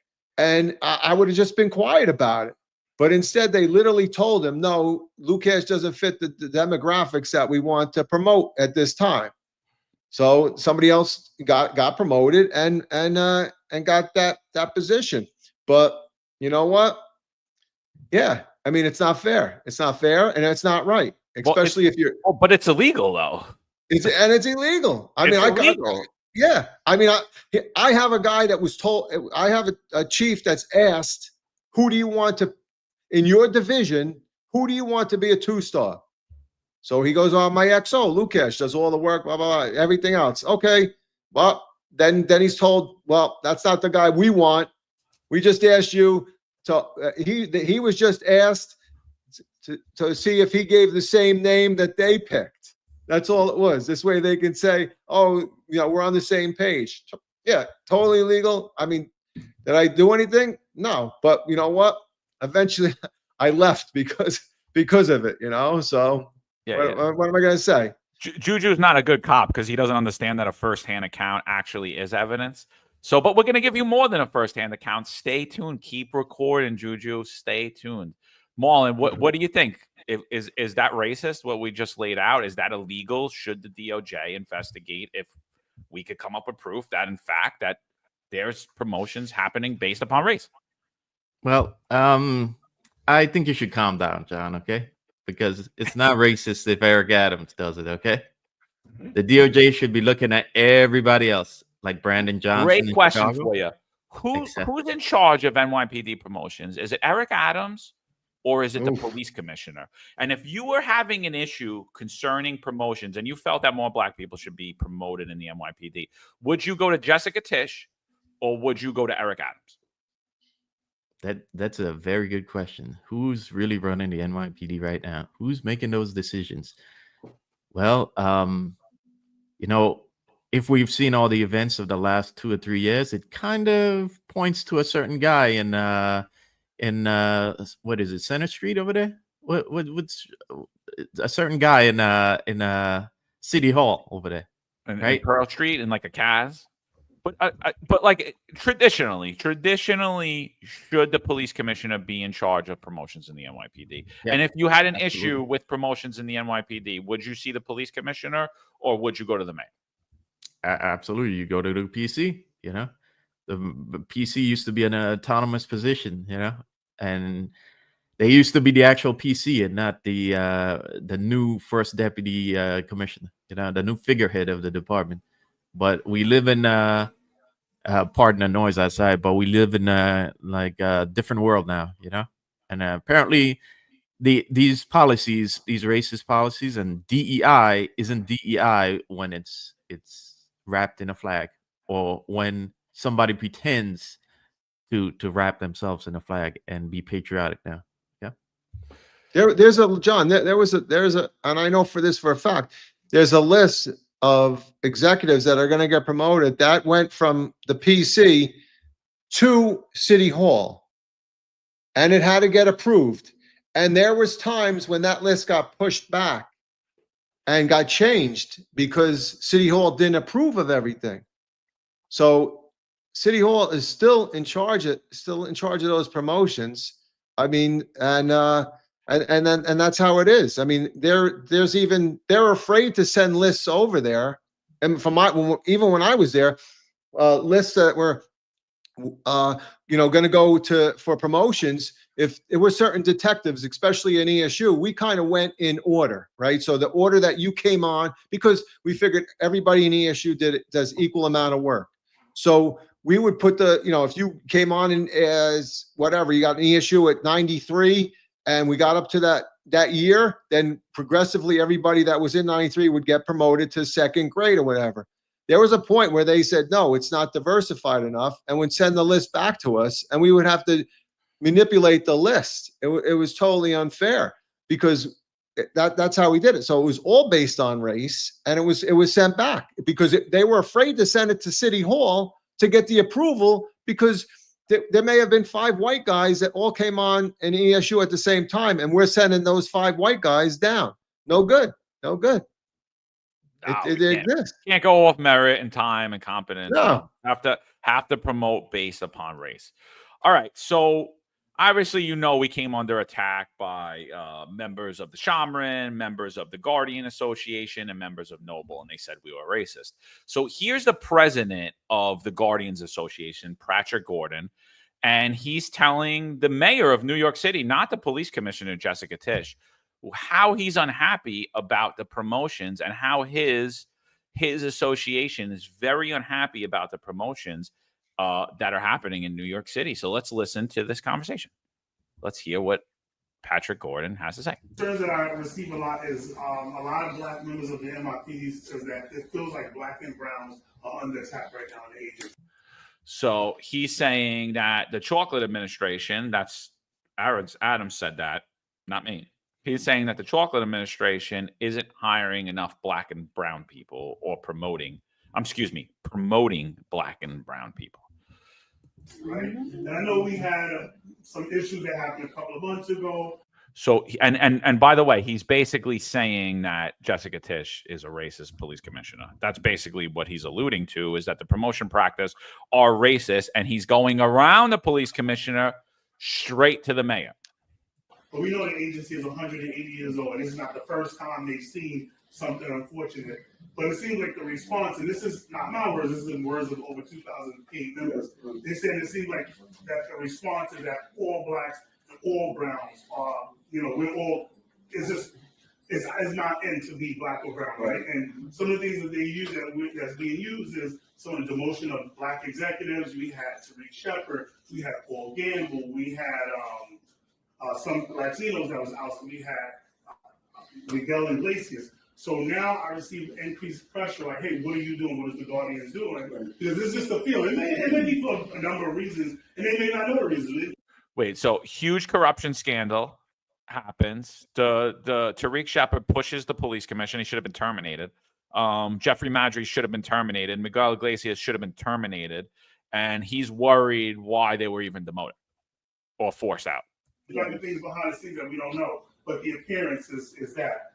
The second concern that I'm receiving highly is it appears that everything is a tie now. Someone brought to my attention every promotion that we've had since January has had somebody with the last name make a chief, right? And we've only had maybe 1-2 Blacks make it, but it's a whole bunch of the ties walking across the stage. And they pointed out the chief of the department is a tie, the XO of the department is a tie, the CEO of the office is a tie, personnel people. So they're like, when we see one group running things, and this is the way it looks. And again, it may be things that I don't know, right? So, this is why I want to put it on you. And I know you're running a big city. Like, the police department is just one portion of what you're responsible for. And so we just wanted to put out there that these are concerns, and maybe you can help us. We can have some conversations, because there might be things that people are not paying attention to. So we can put on a radar. Yeah. So he wants the mayor to look at race-based promotions, and he's unhappy with the race-based promotions. And he's saying that Jessica Tisch is a racist police commissioner and that the NYPD is racist against Black promotions. So he wants Eric Adams to look at bringing in race-based promotions, which is completely illegal. And Eric Adams is already involved in it too. I don't know why Eric Adams just didn't say, I already look at it, So. No, he said he'll look into it. And of course he will. Yeah. And I think you'll see in the next couple of months. But yeah, that's who's working for you, Jessica. That's who you got working for you. They're going around your back to the mayor, and that's basically what it is. So yeah, let's get more race-based promotions in there. So I just wanted to get that out. I appreciate you guys spending all morning and even into the afternoon with us. We had about 13,000 people on here this morning. Appreciate all you guys. Marlon, you got anything before we get out of here? No. Again, guys, go to your community council meetings. All right. Help save the city by saving your neighborhood too and participating. But have a great weekend, and thanks for joining us. Rob, you got anything before we get out? No, same thing. I just wish everybody have a safe and a good weekend. Thanks for inviting me on today on the round table, John, Marlon. I appreciate you guys, and just be safe out there, and situational awareness for everybody. Please be careful. Yeah, no, totally agree. Excited the Knicks won yesterday. We'll keep an eye on that over the weekend. There was a lot of units called over yesterday immediately upon that because the crowd was getting out of control. Knicks fans get a little wild. And we had a lot today. I'm just going to leave you with one more video on the way out. We're not going to come back and talk about it. We'll talk about it on Monday. But executive budget hearing for 2026, fiscal year 2026 happened, public safety hearing. Watched it yesterday. I didn't get to put out a lot of the clips that happened. I'll be working on that throughout the weekend to get those out to you. But this is just city council member Althea Stevens still pushing to get this gang database abolished. And she basically says that the gang database is rooted in misinformation. So I appreciate all of you guys. Being on with us this morning, and we'll see you Monday live 8:05. Find us Unfiltered. We will be back at you. I know the police's feelings on the gang database and how they feel that it can be improved. I'm just always gonna stand on the side of things cannot be fixed when it already comes with a broken system. A broken clock could be right twice a day, and things like that just have to go because it stemmed from racism. And I know that you feel very differently, but that's just not going to change it. And I know it's in your testimony. I was not going to bring it up, but because you brought it up, I'm going to bring it up. And so I know we have conversations coming up to talk about how you feel about it, I feel about it, but I just have to say it because you brought it up, and so I just brought it up. So that's it. Thank you guys so much. There's a handful of retired officers that don't live in the state that have a lot to say about the dream team, as I like to call it. All of a sudden, they retire and have a master plan on how to fight crime, but nothing to contribute when they were here. They want to come back and be part of the dream team. What can I say?